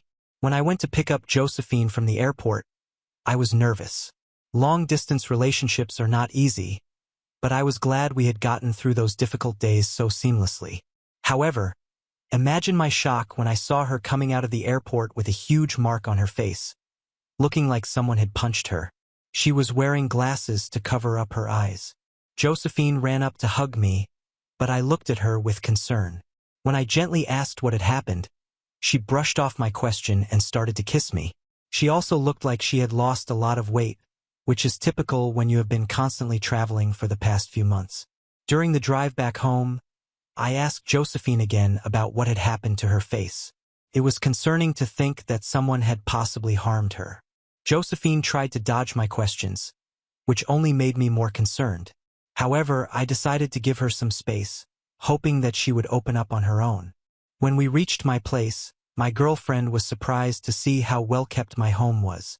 She expressed how much she missed sleeping in a comfortable bed and taking a hot shower. I allowed her time to freshen up while I took care of her laundry, as she had a lot of dirty clothes that needed cleaning. After she finished freshening up, we sat down to have dinner together. I had prepared her favorite food, chicken lasagna, and brought her favorite drink from the store, knowing how much she would appreciate it. As she sat down to eat, she smiled and thanked me for everything. I eagerly started telling her about all the plans I had made for us for the weekend. I was excited to show her around the city and take her to some amazing restaurants. Suddenly, I noticed Joseph had stopped eating. Concerned, I asked her if everything was okay and noticed tears rolling down her cheeks. I quickly got out of my seat and went over to her, asking what was wrong. This is when Josephine burst into tears and hugged me tightly. I held on to her, feeling terrified and worried about what might have happened to her. Eventually, she started telling me about how she had seriously messed up. I remained silent as Josephine explained that she never meant for it to happen, but it did.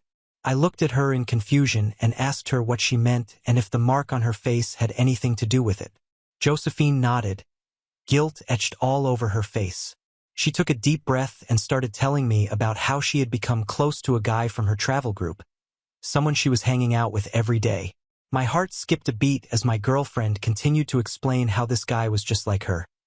Free-spirited, fun, and funny. She didn't even know how or when she developed a crush on him, but when she realized it, she felt immensely guilty. The guy also had a girlfriend, so Josephine knew better than to meddle in their relationship. However, on that fateful night she called me, she and the rest of the group got quite drunk. Somehow, she and the guy ended up in an alley, and he kissed her. Josephine looked down at the floor and confessed that she liked it and didn't stop him. However, his girlfriend found them and started yelling and screaming. The situation escalated, and the girlfriend punched Josephine straight in the face. Embarrassed and upset, Josephine decided to cut her trip short and come back to me. I sat there feeling numb as my girlfriend expressed how she felt like she was losing her mind back then and didn't know what she was doing. She told me that now that she was back with me, she felt immensely guilty for having cheated on me and knew she had to confess. After Josephine confessed to me, I felt a mix of shock, hurt, and betrayal. It was like a heavy weight settled in my chest, making it hard for me to breathe. I struggled to comprehend how the person I loved could have betrayed my trust like this.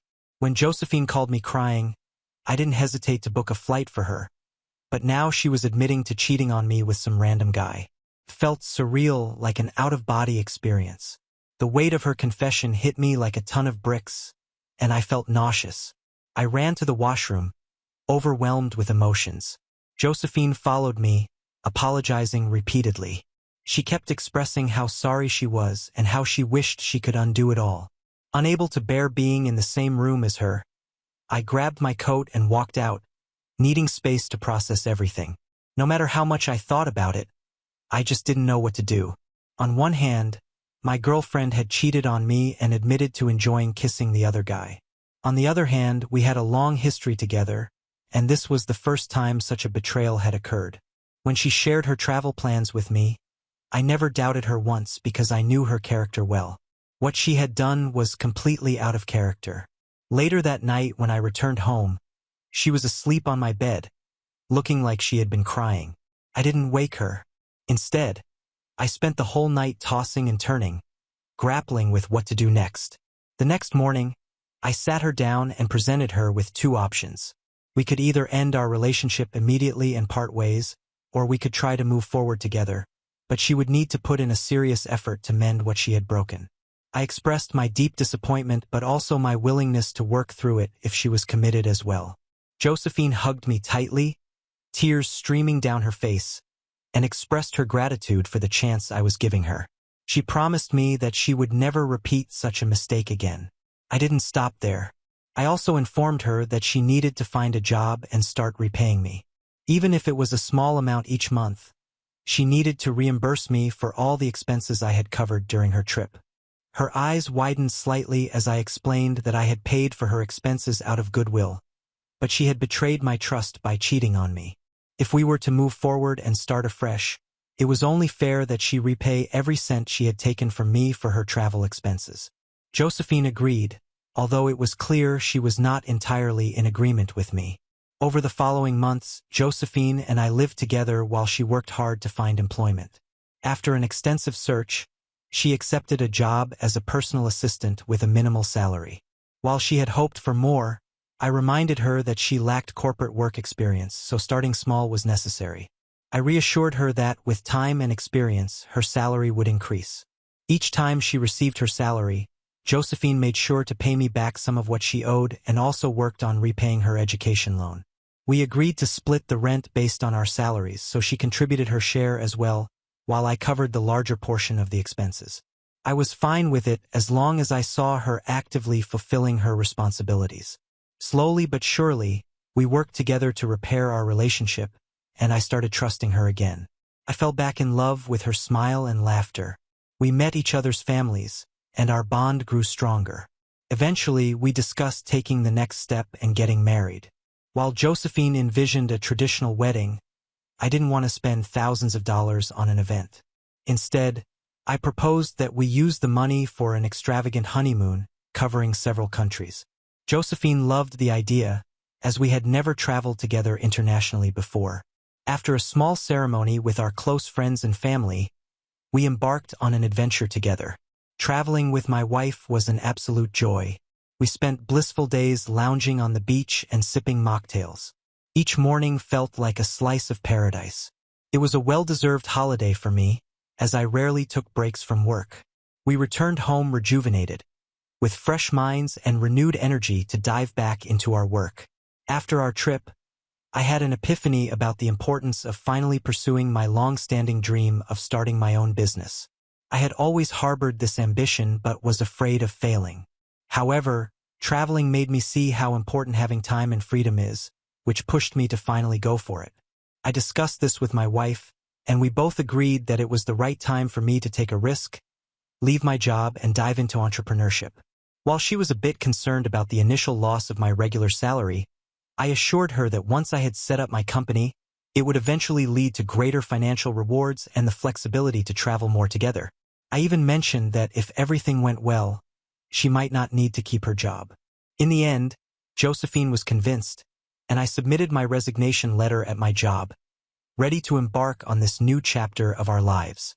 Over the years, I worked tirelessly to build my business. It wasn't a smooth journey, but I managed to stand on my own feet successfully. With the business thriving, I was able to fulfill my promise to my wife and buy a beautiful beach house that she adored. As planned, she could leave her job since my income from the business was more than enough to support us. During this time, we were blessed with a baby boy named Sam. He is the best thing that has ever happened to me. When Sam was born, I decided to take a break from work so I could stay at home and take care of him. Thankfully, my business was able to run smoothly with the help of my staff, which gave me the freedom to spend time with our newborn son. Gilfry, Sam, and I have always been close. He's my little buddy, and my wife even jokes that we are like two peas in a pod. We've spent countless hours playing, laughing, and learning together. Seeing Sam grow up into a kind-hearted and curious young boy has been the greatest joy of my life. Over the years, Sam has always expressed his desire to work with me someday. Hence, after my son turned 16, he started to intern at my company every summer. I taught him everything he needed to know from the ground up because the plan was for him to eventually take over the business, allowing me to finally retire. Everything in our lives was going smoothly until last year when I accidentally discovered that my wife had been taking antidepressants. I found her pills hidden in a cabinet in the bathroom. When I asked her about it, she became defensive and told me to mind my own business. However, I was concerned and gently reassured her that she could talk to me about anything. After much back and forth, my wife finally admitted that she had been feeling bored and depressed in our marriage lately. I was surprised because we had been going on regular date nights for years and taking 3 vacations annually to places she chose. We lived in a spacious home with a chef and a personal trainer at her disposal. While I dedicated my time day and night to work on my business, she spent her days playing tennis or socializing with friends at the gym. I had provided her with everything she could ask for and even more. What else could anyone ask for? I wanted my wife to be happy, so I asked her if something specific was troubling her. She denied that there was anything in particular and mentioned that she had been secretly attending therapy sessions to work through her issues. I hugged her and reassured her that there was no shame in seeking help and that she could always talk to me freely. This is when my wife admitted that both she and her therapist felt that there was a lack of excitement in our marriage. Confused, I asked her what she meant, and my wife then went on to tell me that perhaps we needed to introduce some mystery into our lives by considering an open relationship. I was taken aback by her suggestion, as I had not anticipated her saying something that ridiculous. I asked her how having an open relationship would solve our issues, and she explained that she felt stuck and wanted to add some excitement to her life. I shook my head as I realized that this had always been an issue with my wife. She had a tendency to entertain impractical ideas in her head and got bored of things quite quickly. I was surprised that her therapist would even consider such a suggestion without a full understanding of our relationship dynamics. There was no way I could agree to an open relationship, and I made my stance clear to my wife. I told her that if she truly wanted an open relationship, then we would need to get a divorce because I couldn't stay married to someone who wanted to date other people. My wife looked offended and upset, immediately backtracking and insisting that it was just a suggestion and I didn't need to mention divorce. I told her that I had fulfilled all the promises I made to her, and if she kept asking for more, there was nothing more I could offer.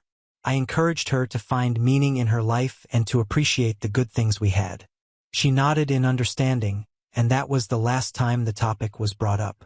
We continued to have our weekly date nights, and my wife never mentioned the open relationship suggestion ever again.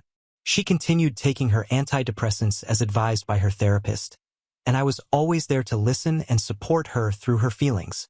I hoped that with time, she would find a sense of contentment and happiness. Unfortunately, this year brought more challenges for us. After COVID, we had already experienced a significant loss of customers, and our business had been slowing down over the past 2 years. Then we faced another major setback when we had to close our second-largest branch, resulting in a substantial loss for us. I've always been transparent with my family about my business, so when I informed my wife and son about the branch closure, they were understandably upset. While my son asked me about our plan moving forward, my wife became anxious about further financial losses. I tried to assure her that facing setbacks was a normal part of running a business and we had more than enough money saved up to cover our losses. She argued back that we needed to cut our losses and sell the business. This was something she'd been bringing up for a few years whenever we faced tough times. I understood her worry, but as any business person knows, we often have to deal with challenges to see better days. I believed our business could recover with time, since this is our main source of income. I did not want to give up so easily. I tried talking to my wife about it, but she got mad, telling me how I never take her feelings into account. I tried to reassure her that I could handle everything, but she scoffed at me. She said she was getting really tired of hearing me say that and went on to imply that perhaps I should have just stuck to my 9-to-5 job, since clearly I wasn't cut out to be a businessman. Her words really hurt. I couldn't believe she'd say that, especially considering everything I've done for our family with the money I earned from my business. Our argument escalated into a major fight, and my wife declared that she was done with being married to a loser like me. She hurled hurtful words like, "deadbeat," and good for nothing, before packing some of her things and announcing her intention to leave our relationship. I was completely shocked by her behavior and couldn't understand why a simple discussion about my business had escalated to such an extreme level. My son attempted to calm her down, but she put him in a difficult spot by asking if he wanted to go with her or stay with me, since she no longer wanted anything to do with me.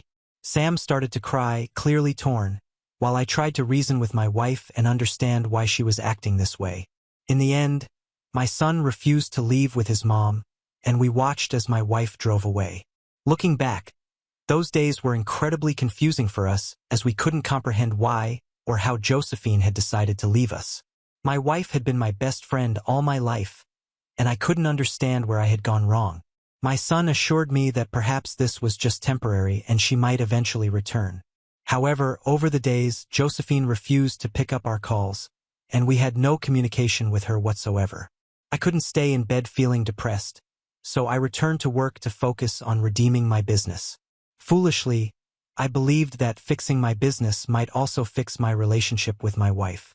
Yesterday, my wife reached out to me after a month of no contact. She asked me if I and Sam could meet with her for dinner since she had something to share with the both of us. I had a feeling our marriage was over, which only made it more painful for me to meet with her. Nevertheless, I agreed to meet with her that evening. Long story short, over dinner, she explained to us just how unhappy she had been in the marriage with me, and that the past month away from us had solidified her decision to seek a divorce. Sam seemed taken aback, but I had a feeling this was coming, so I stayed quiet, trying to process it all. My wife continued, saying she was moving out and taking her things. I asked if she found a new place, and she smiled, saying she didn't need one because she was moving in with her boyfriend. I was shocked and confused, feeling a mix of hurt and anger at her words. Josephine then explained that over the last month, she had met and unexpectedly fallen in love with an older man. They had apparently instantly clicked, and their attraction was undeniable. She said she didn't want to delay living her life with him and being happy. Hence, they decided to start living together. Josephine mentioned that since my business was struggling, she didn't even want any alimony from me. She just wanted a peaceful and quick divorce so she could move on. She assured me that she had given this a lot of thought and did not want me to persuade her otherwise. Despite my disappointment and hurt, I agreed to the divorce. Sam, unlike me, looked angry and began yelling at my wife for abandoning the family. My wife defended herself, saying she had done her best but couldn't force herself to stay. She offered Sam the option to live with her and her boyfriend, but he angrily refused, telling her that he was not going to abandon the family as she did. Cheerfully, I looked at my son as he squeezed my hand and told my wife that he would choose me over her any day. We didn't stay to talk with her after that and quickly left. Since that lunch, I've noticed that my son has been unusually quiet, and I even caught him crying in the washroom once. It breaks my heart to see him go through this, and I haven't even taken the time to process my own feelings. I want to scream and cry for the way my wife has betrayed me. I can't believe she's asking for a peaceful divorce as if I'm the one leaving her. I am mad for wanting to fight with my wife for what she is putting my son through. Update 1. I am glad I posted on Reddit because all of your comments and suggestions helped me calm myself down and think straight. You're right. I shouldn't engage with my wife. If she doesn't want alimony and wants to leave without a fight, I should let her go. It's like the trash taking itself out. I've talked to my son and convinced him to start going to therapy. Hopefully, he can heal from the sadness he is feeling. Update 2. It's been 5 months since I last updated. The last time I opened Reddit, I updated you all about my wife leaving me and how my son and I were trying to cope with the news. However, today I come bearing better news. My wife and I have finalized our divorce. True to her word, she did not take a penny from me as alimony. From the start, my lawyer had advised me that if my wife ever changed her mind during the divorce and asked for anything, I should fight her tooth and nail since she was the one who walked out on us and cheated on me, so I would have the upper hand. I'm just glad it did not come down to that. If you think she did it out of the goodness of her heart, you're wrong. I found out from a mutual friend that her boyfriend is actually a married older Saudi man who is very possessive of her. He insisted she not take anything from me because he doesn't want her to live with another man's money. Additionally, she is trying to convince him to marry her and doesn't want to appear like a gold digger by taking half of my assets. Whatever the case, I'm just glad to be done with her. During our court meetings, she would try to catch my eye or apologize, but I ignored her every time. Sam has cut her out of his life and wants nothing to do with her. He continues to go to therapy and has learned to come to terms with our divorce. As for my business, it has improved slightly, and I am confident that I can get it back on track without Josephine pulling me down. I believe I can finally give my 100% to the company and take it to newer heights. Update 3. Today I discovered that my son had visited his mom. I didn't even know he had wanted to see her in the first place, but what really surprised me wasn't their meeting. It was that he went to her place to meet her boyfriend and spill all the beans about her. Josephine called me in tears, obviously distressed, and angrily accused me of orchestrating this whole thing. She claimed Sam had embarrassed her and insinuated that I was trying to take revenge on her. I was bewildered because I had no clue what she was referring to. Later, when Sam returned home, I asked him to explain his actions. It turns out he wanted closure and to teach his mom a lesson. He reached out to her, claiming he wanted to meet, which excited her as she thought he had forgiven her. She arranged for him to meet both her and her boyfriend. Seeing her partner made Sam even more upset. So during lunch, he told the boyfriend everything about how his mom had walked out on us and cheated on me. Although I'm sure the boyfriend already knew these things, it must have been quite a scene to hear Sam describe the pain we both went through. Sam already knew his mother had cheated on me once before we got married, as we had discussed it during one of his therapy sessions. So he told the boyfriend about that too, claiming that my ex would likely cheat on him as well. I can imagine how much Josephine must be upset, especially considering she's likely aiming to secure her future with this wealthy man. When I asked my son if he felt any relief after confronting his mother, he nodded and mentioned that he had always wanted to share these things with her but never had the opportunity before, as he could not express himself properly. This is why I chose not to punish my son. Instead, I messaged Josephine, assuring her that while I would ensure my son didn't contact her again, I felt like he had not done anything wrong. I made it clear that I didn't know he would do this, but that I was proud he spoke his truth in front of her and let out his frustration.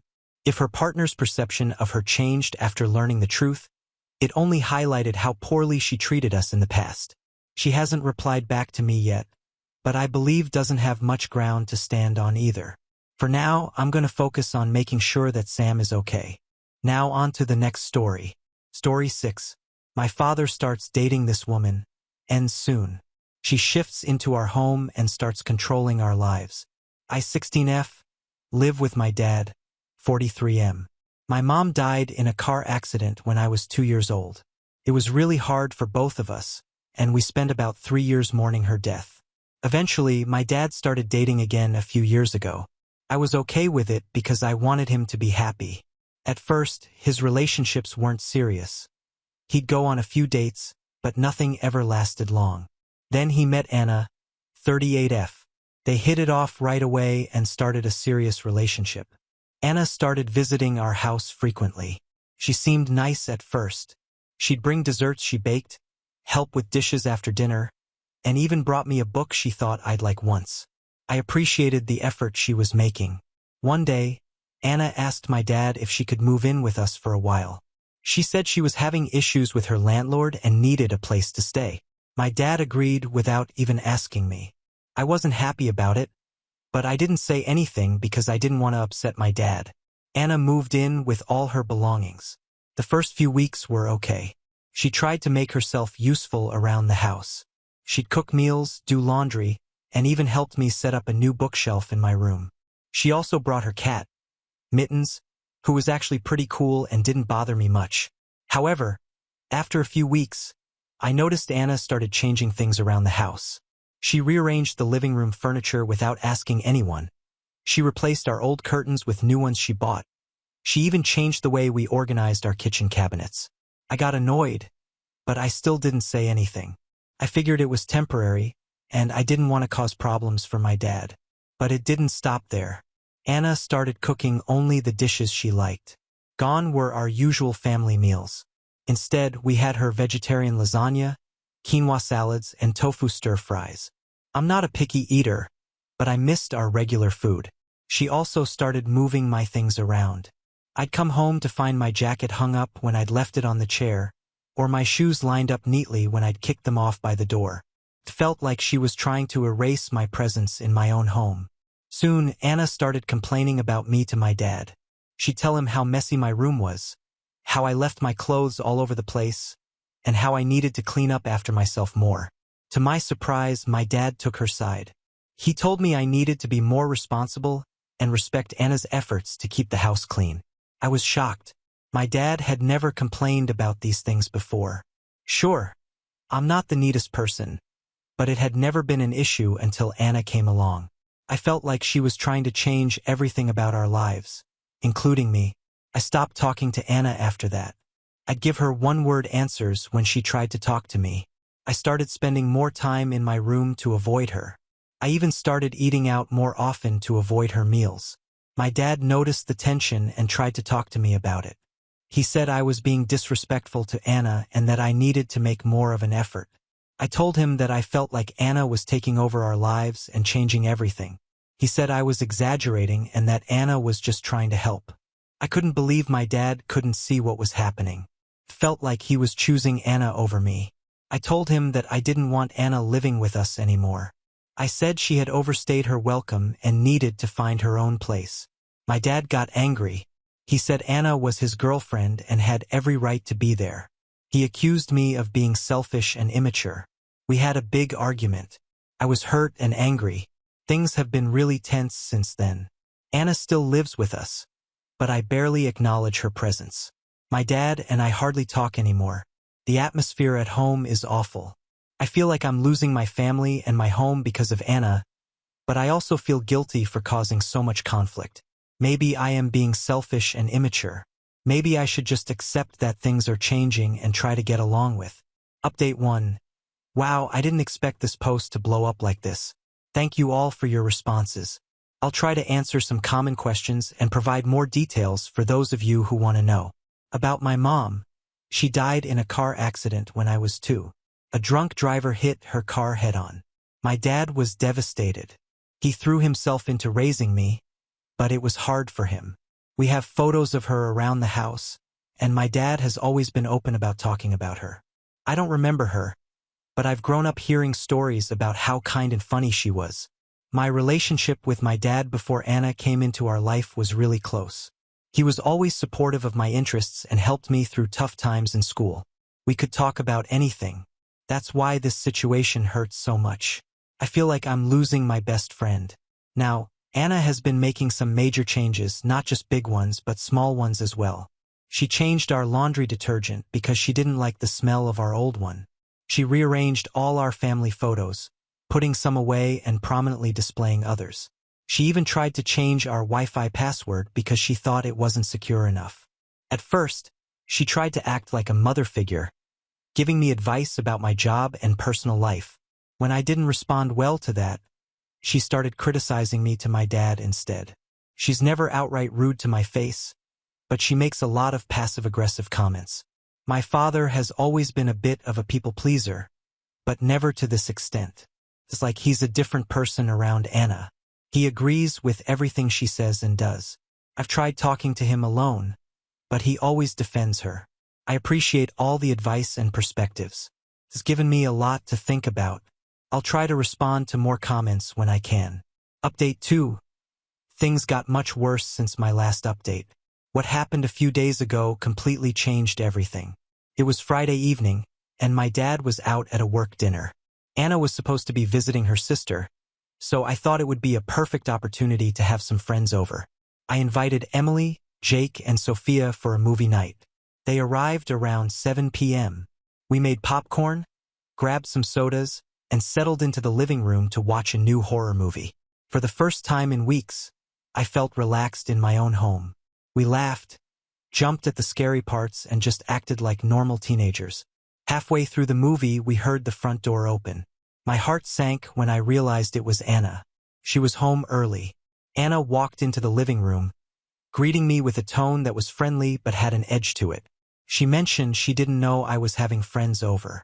I paused the movie and explained that we were just watching a film and that Dad had said it was okay. Anna nodded, but she didn't look happy. She looked around the room, her eyes lingering on the popcorn bowls and soda cans. She reminded me that I had chores to do and that my room was a mess. I felt my face get hot with embarrassment. My friends shifted uncomfortably on the couch. I told her I'd clean it tomorrow as we were in the middle of a movie. Anna's expression hardened. She insisted that I should do it now, saying it wouldn't take long if I did it right away. I repeated that I'd do it tomorrow, trying to keep my voice calm. I added that we were almost done with the movie. What happened next still feels unreal. Without another word, Anna walked over to the TV and switched it off. The room went silent. Jake protested, saying we were watching that. Anna ignored him and turned to face me. She used my full name, Elizabeth, her voice low and threatening. She demanded that I clean my room now and said she wouldn't ask again. I couldn't believe what was happening. Being scolded like a child in front of my friends, by someone who wasn't even my mom or stepmom. It was humiliating and infuriating. Something inside me snapped. I stood up, my hands shaking with anger. I shouted at her, asking who she thought she was. I told her she wasn't my mother and had no right to order me around like this. Anna's eyes widened in shock, but she quickly recovered. She declared that she was an adult in this house and that I would show her respect. I laughed bitterly at the mention of respect. I pointed out that she had shown zero respect for me or my dad since she moved in. I accused her of changing everything about our home, criticizing everything I do, and now trying to control my life. My friends were frozen on the couch watching us argue. I knew I should probably stop, but months of pent-up frustration were pouring out of me. I continued, my voice breaking, telling Anna that she had made my life hell. I said this was my home, and she had turned it into a place I couldn't stand to be. I accused her of taking my dad away from me and told her I hated what she had done to us. Anna's face went pale with anger. Without another word, she turned and stormed out of the room. I heard her bedroom door slam shut. The silence that followed was deafening. My friends looked at me with a mixture of concern and awe. Emily softly asked if I was okay. I sank back onto the couch, suddenly feeling drained. I apologized to my friends, saying I didn't mean for this to happen. Sophia put her arm around me and told me not to apologize. She said Anna sounded awful and that I had every right to stand up for myself. We sat there for a while, my friends offering words of support and comfort. Eventually, they decided it was best to head home. As they were leaving, Jake told me that if I needed a place to stay, his parents said I was always welcome at their house. I thanked him, but at that moment, I still believed I could work things out with my dad. I was wrong. About an hour after my friends left, I heard my dad's car pull into the driveway. My stomach churned with anxiety. I knew Anna would tell him what happened, but I hoped I'd have a chance to explain my side of things. I heard hushed voices in the hallway, then footsteps approaching my room. My dad burst in, his face red with anger. He used my full name, Elizabeth Marie Thompson, and demanded to know what I was thinking. Before I could respond, he started yelling. He said Anna had told him everything. He asked how I dared to speak to her like that after everything she had done for us. He said she had been nothing but kind and helpful, and this was how I repaid her. I tried to interrupt to explain my side of things, but he wouldn't let me speak. He continued, saying he'd had enough of my attitude. He pointed out that I'd been sullen and disrespectful ever since Anna moved in. He said he thought I'd grow out of it, but clearly he was wrong. I finally managed to interject, pleading with him to understand. I tried to explain that Anna had been. He cut me off, saying I didn't understand. He declared that Anna was a part of this family now, whether I liked it or not. He said it was time I started treating her with the respect she deserved. I couldn't believe what I was hearing. It was like my dad had been replaced by a stranger. The man who had always listened to me, who had been my best friend and confidant, was nowhere to be found. He then said that if I couldn't behave and treat Anna with respect, then maybe I needed some time away to think about my actions. He mentioned he'd been talking to my aunt, Sarah, who was willing to let me stay with her for a while if this behavior continued. My blood ran cold. Aunt Sarah lived 3 states away. Sending me there would be like exile. I asked, my voice barely above a whisper, if he'd really send me away. For a moment, I thought I saw a flicker of uncertainty in my dad's eyes, but it was gone in an instant, replaced by stern resolve. He confirmed that if that's what it took to teach me how to behave, then yes, he would. He left my room then, leaving me shocked and devastated. I couldn't process what had just happened. My own father had chosen Anna over me. He was willing to send me away rather than listen to my side of the story. I don't remember making a conscious decision to leave. I just knew I couldn't stay in that house another minute.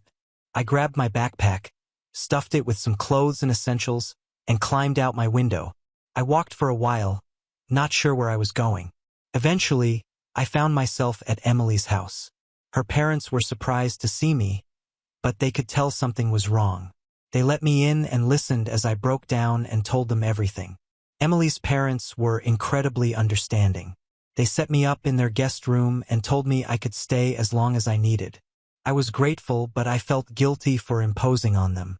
The next morning, my phone was filled with missed calls and texts from my dad.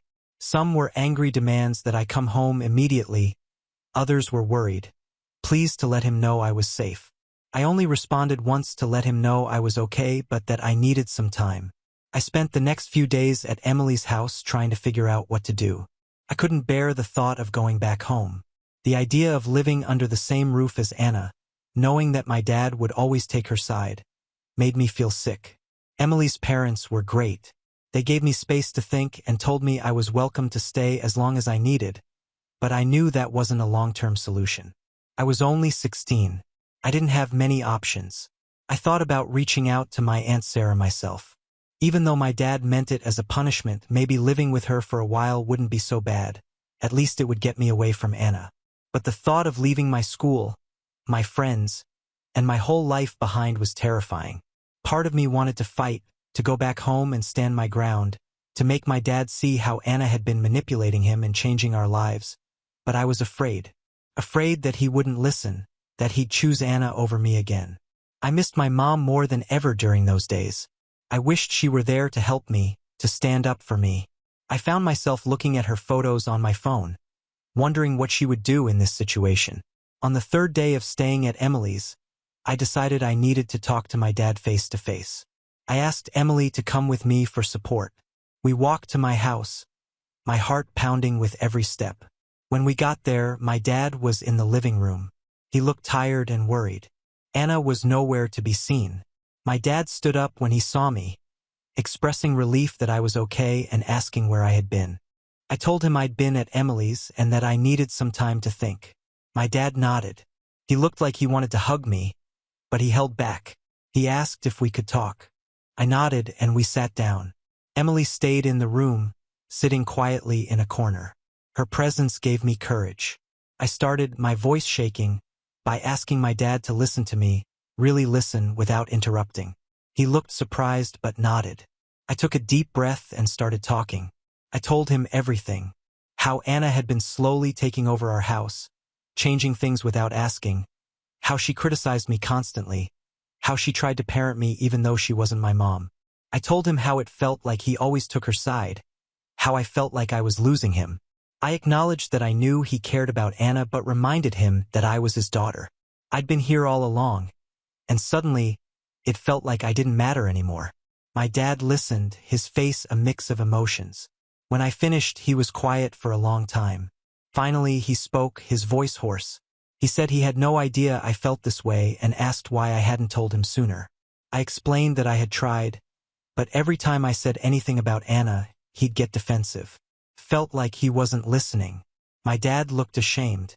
He apologized, admitting that he'd been so focused on making this relationship work, on giving us a chance at a complete family again, that he didn't see how it was affecting me. We talked for hours. My dad admitted that he'd been so afraid of losing Anna, of being alone again, that he'd ignored the warning signs. He promised to talk to Anna to set some boundaries. He reassured me that I was his daughter and that I'd always come first. He apologized again for making me doubt that. It wasn't a perfect solution. There was still a lot to work out, but for the first time in months, I felt like my dad was really hearing me. Anna came home while we were talking. My dad asked her to join us, and we had a long, difficult conversation. Anna seemed surprised by how much her actions had hurt me. She apologized, though I wasn't sure how sincere she was. We agreed to some new rules. Anna would stop trying to parent me. That was my dad's job. She would consult with both of us before making any changes to the house. And most importantly, my dad promised to always listen to my concerns and not automatically side with Anna. It's been a few weeks since that day. Things aren't perfect, but they're better. Anna and I are civil to each other, though we're not close. My dad has been making a real effort to spend one-on-one time with me like we used to. I'm still cautious. I know it will take time to rebuild the trust that was broken, but I'm cautiously optimistic. At least now, I feel like I have a voice in my own home again. To everyone who offered advice and support, thank you. It gave me the courage to stand up for myself and fight for my place in my family.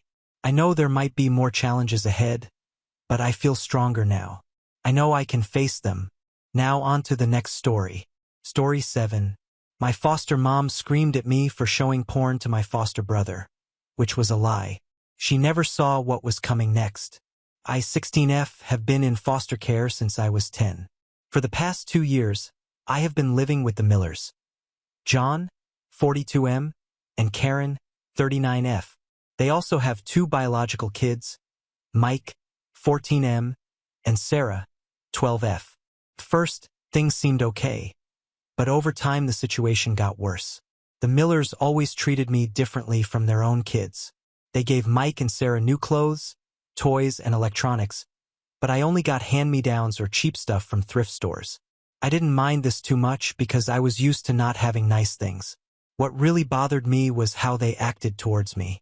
Karen often yelled at me for small mistakes, like not folding the laundry perfectly or leaving a dish in the sink. She called me lazy, ungrateful, and stupid. John never yelled, but he ignored me most of the time. When he did talk to me, it was usually to criticize something I did or to remind me that I should be thankful they took me in. Mike and Sarah picked up on their parents' behavior and started treating me badly, too. They made fun of my clothes, excluded me from family activities, and blamed me for things they did wrong. Once, Mike broke a vase while playing ball in the house, but he told his parents I did it. I got grounded for 2 weeks and had to do extra chores as punishment. School was my only escape. I did well in my classes and had a few good friends. My teachers seemed to like me and I felt normal there, but coming home was always hard. I feared walking through the door, never knowing what I'd be yelled at for that day. The worst part was during mealtimes.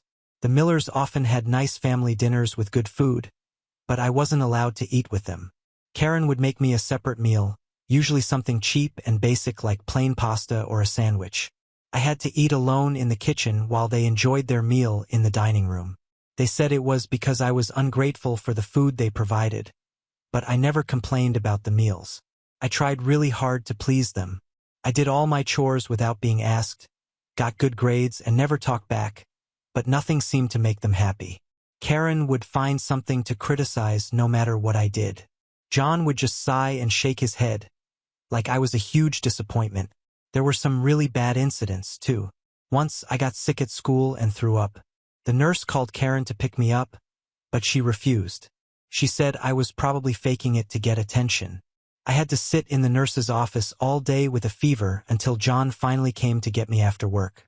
When we got home, Karen yelled at me for disturbing everyone. Another time, Sarah stole money from Karen's purse. When Karen noticed the missing cash, she immediately accused me. I told her I didn't do it, but she didn't believe me. She searched my room and went through all my things. She didn't find the money, but she found a journal where I had written about how unhappy I was living with them. This made her even angrier. She ripped up my journal and grounded me for a month. I later overheard Sarah confessing to Mike that she took the money, but she never told her parents the truth. Despite all this, I never told anyone what was happening. My social worker visited every few months, but I always said everything was fine. I was afraid of what would happen if I complained. I didn't want to be moved to another foster home and have to start over again, and part of me hoped that if I was good enough for long enough, the Millers would eventually accept me. I did try to hint at the problems once during a visit with my social worker. I mentioned that I often ate dinner alone in the kitchen. She asked if that bothered me, and I shrugged and said it was okay. She didn't push the issue. After she left, Karen cornered me and warned me not to say anything negative about them again. She said if I caused trouble, they'd send me away and make sure I ended up somewhere much worse. This threat scared me into staying quiet. I knew the foster care system could be really bad, and I was afraid of ending up in a worse situation. At least with the Millers, I had a roof over my head, food to eat, and could go to a good school. I told myself it wasn't that bad and I could handle it until I turned 18 and aged out of the system. But recently, something happened that made me question everything. My English teacher, M. Thompson, assigned a personal essay about our lives. I wrote about my experiences in foster care, including some of the things the Millers did. I changed the names and some details, but it was basically true. My teacher was really concerned after reading it. She asked me if I was okay and if I needed help. I panicked and told her it was just a story I made up. I don't think she believed me, but she didn't push it. Now I'm worried my teacher might report something to child services. Part of me hopes she does because I'm so tired of living like this, but I'm also terrified of what might happen. What if they investigate and decide it's not bad enough to remove me? The Millers would be furious, and things would get even worse. Or what if they do remove me, but I end up somewhere even more terrible? I feel guilty for not speaking up sooner. Maybe if I had said something when the problems first started, things could have been fixed. Now it feels like it's too late. I'm also worried about Mike and Sarah. They're not bad kids, they just copy what their parents do. If I report the Millers, it could mess up their lives, too. I don't know what to do. Should I finally tell someone the truth about what's been happening? Or should I keep quiet and try to tough it out for 2 more years until I'm 18? I feel so confused and conflicted. I can't talk to my friends about this because I'm embarrassed and afraid they'll think differently of me if they know the truth. I can't talk to any adults because I don't trust them not to report things, and I'm not sure if I want that to happen or not. So I'm turning to Reddit for advice. Should I speak up now or just try to get through the next 2 years? What would you do in my situation? Edit. Wow, I didn't expect so many responses. Thank you to everyone who took the time to read my post and offer advice. I'm reading through all the comments and thinking hard about what to do. To those asking why I haven't run away, I've thought about it, but I'm scared of ending up on the streets or in an even worse situation. And to those saying this post is fake, I wish it was. I know my situation isn't as bad as what some foster kids go through, which is partly why I've been unsure if I should say anything, but reading your comments is helping me realize that what the Millers are doing isn't okay, even if it's not the worst-case scenario. I'm going to seriously consider talking to my social worker or a school counselor. Thanks again for all the support and advice. Update 1. Hey everyone, it's been about a month since my original post, and a lot has happened.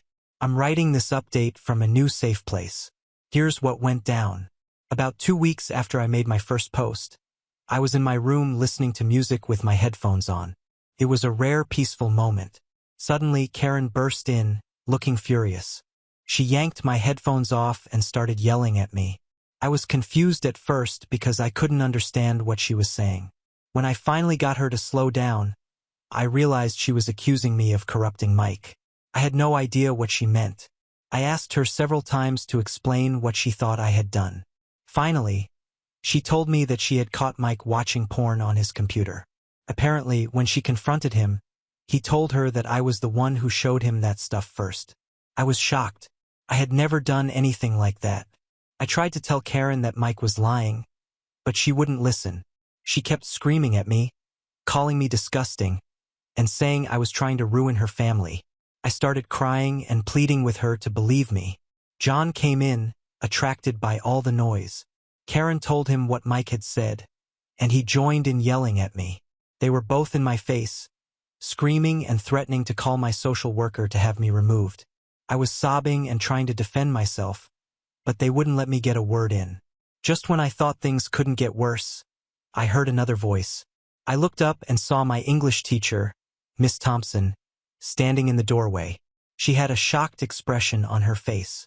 Next to her was a woman I didn't recognize, who I later learned was a child welfare officer.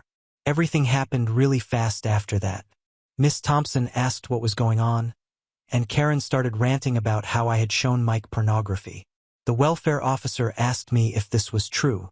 Still crying, I managed to say no and that I didn't understand why Mike would lie about me like that. The welfare officer asked John and Karen to step out of the room so she could talk to me alone. They refused at first, but she insisted. Once they left, she asked me to tell her everything. At first, I was hesitant. I had kept quiet for so long that it felt wrong to suddenly spill everything. But Miss Thompson encouraged me, saying that my essay had worried her enough to report her concerns, and that's why they were there. So I told them everything. I talked about the separate meals, the verbal abuse, the unfair punishments, and all the other things I had put up with. I showed them my shabby clothes compared to Mike and Sarah's nice ones. I even mentioned my original Reddit post, though I didn't tell them the username I used. The welfare officer took a lot of notes and asked me many questions. She was especially concerned about the threat Karen had made about sending me somewhere worse if I complained. Miss Thompson looked like she was about to cry several times during my explanation. After I finished talking, the welfare officer told me to pack a bag with my essential belongings. She said I wouldn't be staying with the Millers anymore. I felt a mix of relief and fear. I was glad to be leaving, but I was scared about where I would end up next. While I was packing, I could hear raised voices from downstairs. The welfare officer was confronting John and Karen about what I had told her. They were denying everything and saying I was a liar who was ungrateful for everything they had done for me. When I came downstairs with my bag, Mike and Sarah were there, too. Mike looked scared, and Sarah was crying. I felt bad for them even though they had been mean to me. I knew their lives were about to change too. The welfare officer told John and Karen that I would be placed in emergency foster care while they investigated my claims. Karen started yelling again, saying I had planned this all along to ruin their family. John just looked angry and defeated. As we were about to leave, Mike suddenly blurted out that he had lied about me showing him porn. He admitted that he had found it on his own and blamed me because he was scared of getting in trouble. Karen looked shocked, but she still glared at me like it was somehow my fault. The next few days were a blur. I was placed with an emergency foster family temporarily. I had to talk to more social workers and even a police officer about my time with the Millers. It was exhausting having to tell my story over and over, but I also felt relieved to finally be honest about everything. I found out that Miss Thompson had been worried about me for a while. My essay wasn't the only thing that had concerned her.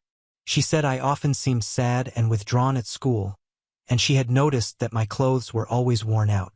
When she read my essay, she felt she couldn't ignore her concerns anymore and decided to report them. About a week after I left the Millers, I got some surprising news. Miss Thompson had applied to become a foster parent.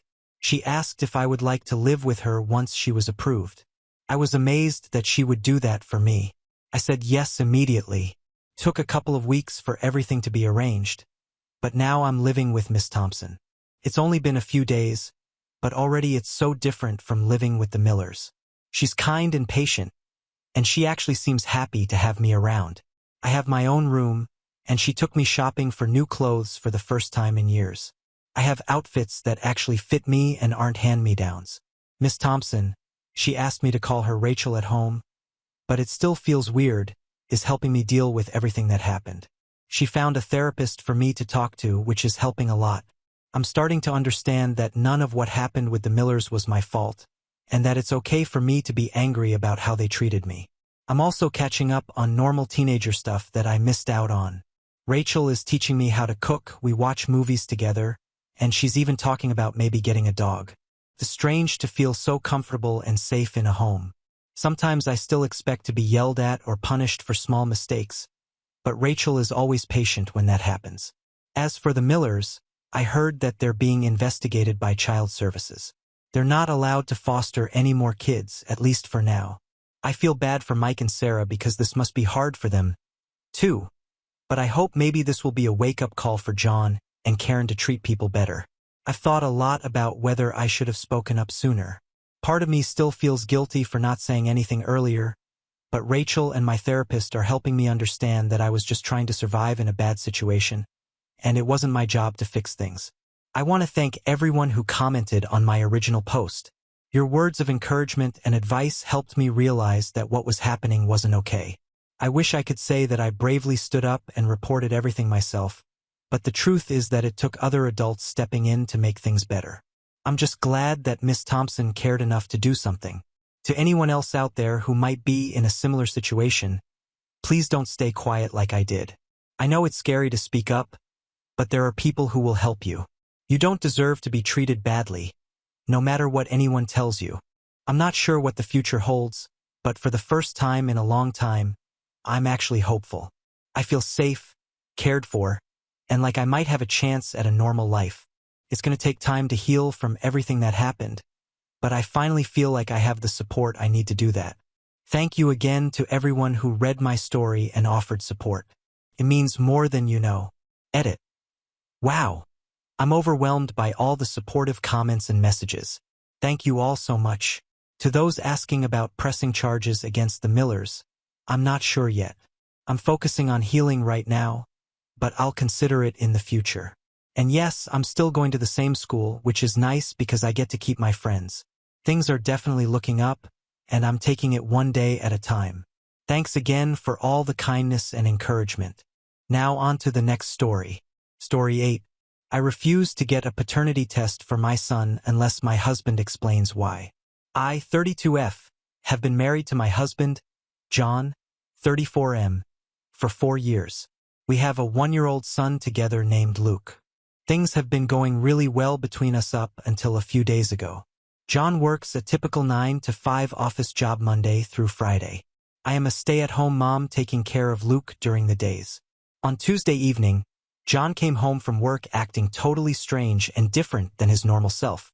As soon as he walked in the door, he very sternly said, "We need to get a paternity test done for Luke." I was completely blindsided and had no idea why he would say that out of nowhere. I asked him, "Why would we need to do that? Of course, Luke is your son." John stayed stone-faced and firm, saying, "I am not asking. I am telling you we need to get one done immediately." I told him I refused to get one unless he explained to me why he suddenly felt this need to question whether Luke was his child. He wouldn't give me any reasons. He just kept demanding that I schedule a paternity test right away. I got upset and said, "After being together for over 4 years and bringing a child into this world, you are now questioning whether Luke is even yours? That is extremely hurtful for you to suggest. And I am not going to just get a paternity test on an urge without an explanation." John started raising his voice, saying, "You're just going to have to get it done whether you want to or not. I'll be taking Luke to get one myself if you refuse." At this point, I was on the verge of tears from his outrageous behavior. I said, "You are acting completely crazy right now. If you have actual reasons to believe Luke isn't yours, then tell me otherwise. There is no way I am putting my son through an unnecessary medical procedure just because you're having some weird paranoid thoughts." John slammed his hand on the kitchen counter and shouted, "Why are you being so difficult about this? Just get the damn test." I shouted back, "No, you need to explain yourself right now." We kept arguing back and forth with John repeatedly demanding the paternity test and me refusing unless he gave me a real reason for needing one. Neither of us would back down. Finally, after about 30 minutes of this, John shouted, "Fine, forget it," and stormed out of the house. He drove off in his car and didn't come back until after midnight. When he came back that late, I was already in bed but could hear him crashing around in the living room before going into the guest bedroom and slamming the door. The next day, John didn't say a word to me at all. He came home from work, ate dinner in silence, and spent the rest of the night on his computer and phone while sitting on the couch, avoiding me completely. I didn't bring up the paternity test issue since he clearly wasn't going to explain himself. Now, it has been 3 days of this extremely cold and awkward tension between us. John isn't really speaking to me except when absolutely necessary about logistics with Luke. He has been sleeping in the guest room every night. I have no clue what sparked his sudden disturbed behavior about needing this paternity test. As far as I know, we have never had any issues in our relationship or reasons for him to be distrustful of me. This is putting a huge strain on our marriage. Obviously, I am at my wit's end with John giving me the silent treatment and still refusing to tell me what prompted his paternity suspicions in the first place. At the same time, I don't want to just cave and get the test done without knowing why he feels that way, as it would be admitting I did something wrong when I have no idea what that could even be. So, Reddit, I am here for not agreeing to get a paternity test for my son until my husband explains his reasoning first. Do I just get it over with to move past this despite him not communicating with me? Or is John being completely unreasonable and I have every right to demand answers before doing something so drastic? I am so confused by this entire situation and don't know what to do. Date 1. Thanks for all the responses on my original post about my husband, John, suddenly insisting we get a paternity test done for our 1-year-old son, Luke. A lot has happened since I made that initial post just a few days ago, so I will try to explain everything that has unfolded. After a couple more days of John continuing to give me the silent treatment and not offering any explanation for his paternity test demand, I decided to reach out to his parents, my in-laws, for help. I figured they might be able to get through to him and find out what was going on. I called up my mother-in-law, Sandra, on Friday afternoon while John was still at work. As soon as I brought up the situation, she immediately responded, "Oh no, please tell me John isn't actually questioning if Luke is his? That's absolutely ridiculous." I explained how John had been adamant about getting a paternity test done over the past few days but refused to tell me why he felt that way. Sandra said she was completely shocked and had no idea what could have possibly made John think that. She said she would talk to her husband, Bob, John's dad, right away, and that they would try to get to the bottom of what was making John act like this. Sandra seemed just as confused as I was about John's bizarre behavior. A couple hours later, I got a call from Bob. He said, "Sandra filled me in on what's happening with John insisting on this paternity test nonsense. I have to be honest, when she told me, my first thought was, oh Lord, what has that damn Tony been telling him this time?" I was very confused as I had no idea who this Tony person was that he mentioned. Bob could sense my confusion and explained, "Tony used to date you way back in college, right? Don't you remember him at all?" I was very close to John's family since before we even started dating and told them about everything. The pieces started coming together when he said that. I instantly remembered my ex-boyfriend from freshman year of college named Tony. We had dated for about 6 months before realizing we wanted different things and just ended up going our separate ways amicably. I told Bob, "Yes, I do remember Tony actually, but I haven't spoken or seen him in over 10 years. What does he have to do with this paternity test situation with John?" Bob responded, "Well, from what Sandra told me, it sounds like, for some unexpected reason, Tony has been going around telling John some lies about you and him from back in college. We are assuming those lies are what made John start questioning if Luke is really his." I was absolutely blindsided and horrified. I never expected my ancient college ex to just resurface out of nowhere over a decade later and start spreading lies to my current husband about our son's paternity. I begged Bob to find out any more details he could about what exactly Tony had been telling John. He said he would press Sandra to get the full story from John, so they could convince him to finally come clean with me about what this was all about. Sure enough, a little while later, Sandra called me back. She said she had gotten John to admit that Tony had recently been talking to him and planting seeds of doubt by claiming he had hooked up with me again a year back and that Luke could potentially be his son, not John's. I was absolutely in disbelief. Tony and I dated only for 6 months, and that too back in 2009, and we definitely never hooked up in secret or anything even close to that behind each other's backs. The idea that my husband believed this random guy's lies from over 10 years ago instead of trusting me was making me incredibly upset and angry. As soon as John got home from work, I demanded we sit down so I could get to the bottom of this. I looked him dead in the eyes and said, "Your parents told me that piece of shit, Tony, has been going around telling you crazy lies about how Luke might be his son. Is that seriously why you have been acting like this and demanding a paternity test?" John hesitantly nodded but then muttered, "Well, when Tony told me all those details, it definitely seemed plausible that he could have hooked up with you again." I completely lost it at that point. I shouted, "How could I possibly do that if I didn't do it in 10 years? The fact you're believing some shit lies from a guy I hadn't seen or spoken to in a literal decade over just simply trusting your own wife is unbelievably ridiculous." John tried acting defensive, saying, "You can't blame me for having doubts when Tony brought up all the stuff I never knew about." I fired back, "What exactly did Tony even tell you?" He's obviously making it all up to try to mess with our marriage. So I need to know the details of his pathetic lies. John then proceeded to claim that Tony had given him very specific details, like silly nicknames we apparently called each other, describing some jewelry I supposedly wore all the time that he had gotten me, mentioning some random personal habits or quirks I had at the time, stating we had again dated for about 6 months before things happened, aka him implying we hooked up and that Luke could be his based on the timing. As John was rambling through all of these made-up details, I just shook my head in disbelief. Barely any of it was accurate or even close to how Tony and my relationship actually was.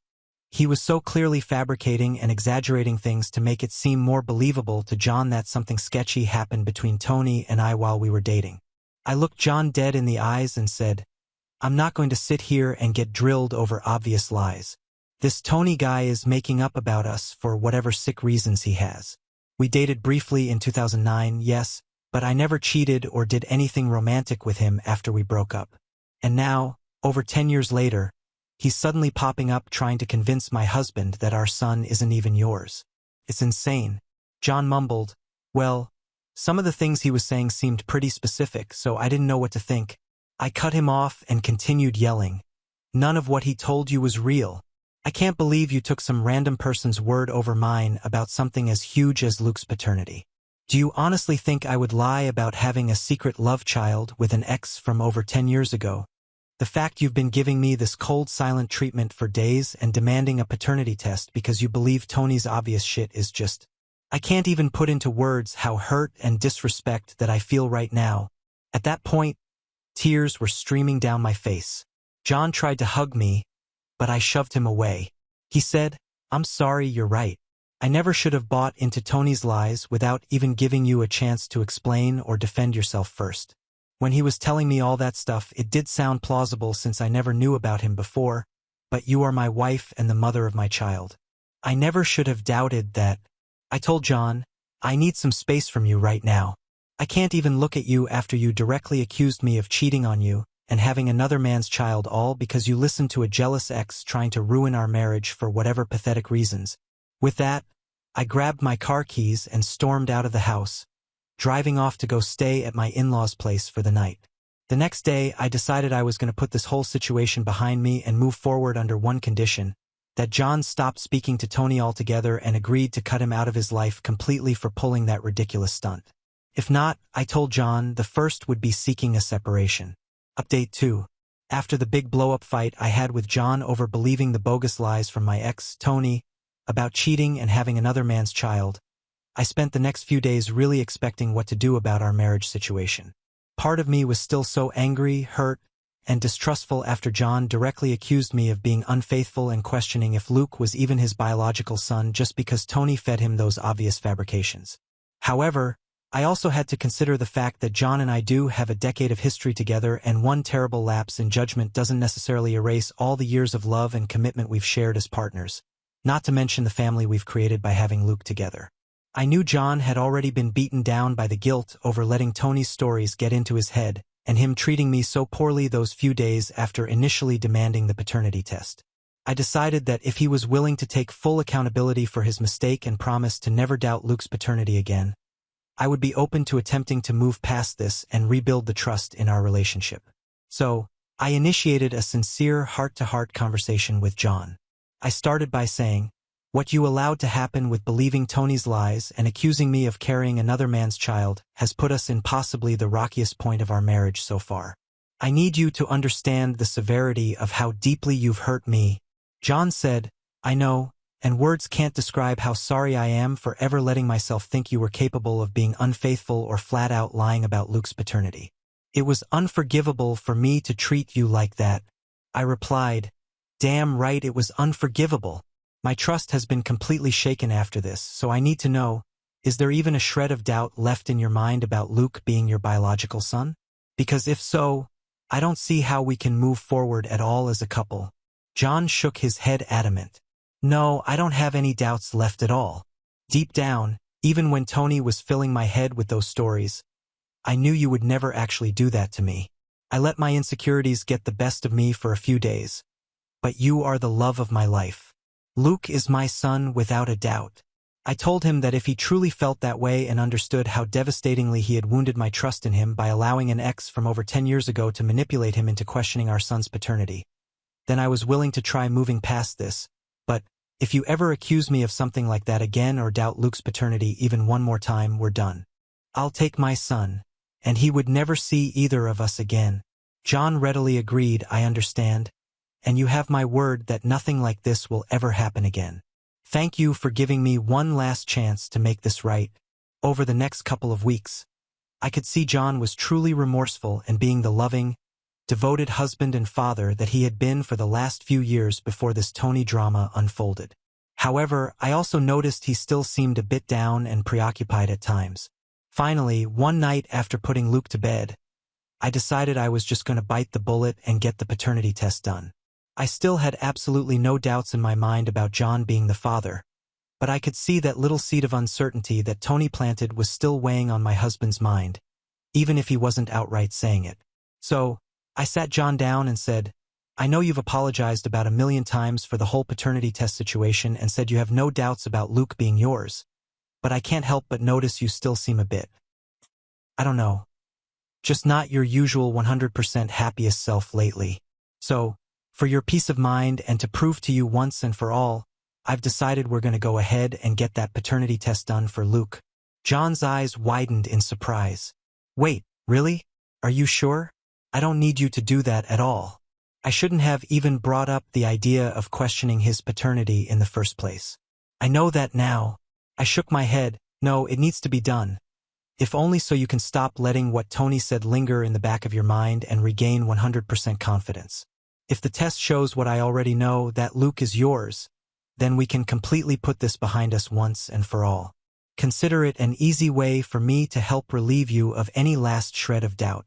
The very next day, I went ahead and made an appointment for all three of us to get a proper paternity test down at a reputable lab. John and I both got our mouths swabbed, as did Luke. I paid the expensive fees to get an expedited test result back within 48 hours. Sure enough, 2 days later, the lab contacted me to confirm that John's DNA 100% male paternity matched Luke's DNA. He was definitively Luke's biological father, just as I had insisted all along. When I showed John the test results, he had a huge smile and looked like a weight had been lifted off his shoulders. We embraced, and he thanked me again for going through the process even though I had never doubted Luke was his son. I told John, okay, this needs to be the final chapter of this ridiculous book. We're going to go see Tony face to face, show him these test results, and make it loud and clear that he's to never insert himself into our family life again, or else there will be serious legal consequences. John agreed it was the right thing to do. So, the very next day we got a babysitter to watch Luke, then drove over to the apartment complex I knew Tony lived at. I had looked up his address online after he stupidly listed his full name and number in the messages he sent to John. When Tony opened his door and saw both John and I standing there, he actually looked nervous. John spoke first, holding up the test results paperwork. Tony, we just wanted you to see these paternity test results that prove without a doubt that I am Luke's biological father. All the shit stories you fed me about hooking up with my wife were complete lies. Tony was speechless. Before he could say anything or mutter any of his excuses, I stepped forward, furious, and shouted, "Don't dare play dumb, you snake. You knew exactly what you were trying to do by fabricating lies about us dating and me cheating to have another man's kid behind John's back. I don't know if you were just trying to get revenge over me for some sad reason, or if your aim was to sabotage my marriage, but either way, your pathetic stunt failed." Tony still tried to lie, saying, "I swear, I didn't make anything up. We did date and you did have a habit of..." I cut him off, yelling, "Save it. I don't care what you tell yourself. You're obviously just a sick, miserable person if you felt the need to reach out to my husband over 10 years after we dated for just a few months in college and make up insane cheating accusations. Well, congratulations, you succeeded in briefly making him doubt our relationship. But in the end, the truth came out." John then chimed in, stern-faced, "You're going to stay far away from me, my wife, and my son from now on. If I ever find out you've tried contacting her or me again, or if you keep spreading lies, I won't hesitate to take legal action against you for harassment and defamation." Tony's attempt at an innocent face dropped, and he said in a rude tone, "Yeah, whatever, like you two would actually do anything." I fired back instantly, furious at his dismissive attitude. "Try me, you piece of garbage. I have all the text messages and voicemails you left for my husband saved, and they make it clear you were intentionally trying to break up our marriage with lies. I'll have plenty of evidence to get a restraining order against you if you don't stay out of our lives for good." With that, I spoke in a low, threatening tone. "Listen up, Tony. This is me giving you a chance to slink away and disappear from mine and John's lives forever, having failed at your sad attempt to sabotage us with your desperate lies. If you ever try contacting me, him, or coming around my son again, I'll make sure you end up behind bars for a very long time. You got it?" Tony held up his hands defensively and said, Okay. Damn. You've made your point. I'll leave you two alone, shit." As we turned to walk away, I looked back and said one last thing to Tony: "Get some serious professional help for whatever issues made you think it was okay to mess with an old friend's marriage and family life like this. All for your own petty jealousy or vengeance, or whatever sad reason. You're lucky my husband loves me enough to actually consider believing your pathetic lies, because a lot of guys would have just automatically decked you on the spot. Do everyone a favor and stay single, since even an ex from 10 years ago is too recent for you to get over. Now get lost and don't let me see your face again." With that, I turned and walked away. John had a proud smile on his face as we got in the car. "Thank you for standing up to that loser like that and putting him in his place," he said.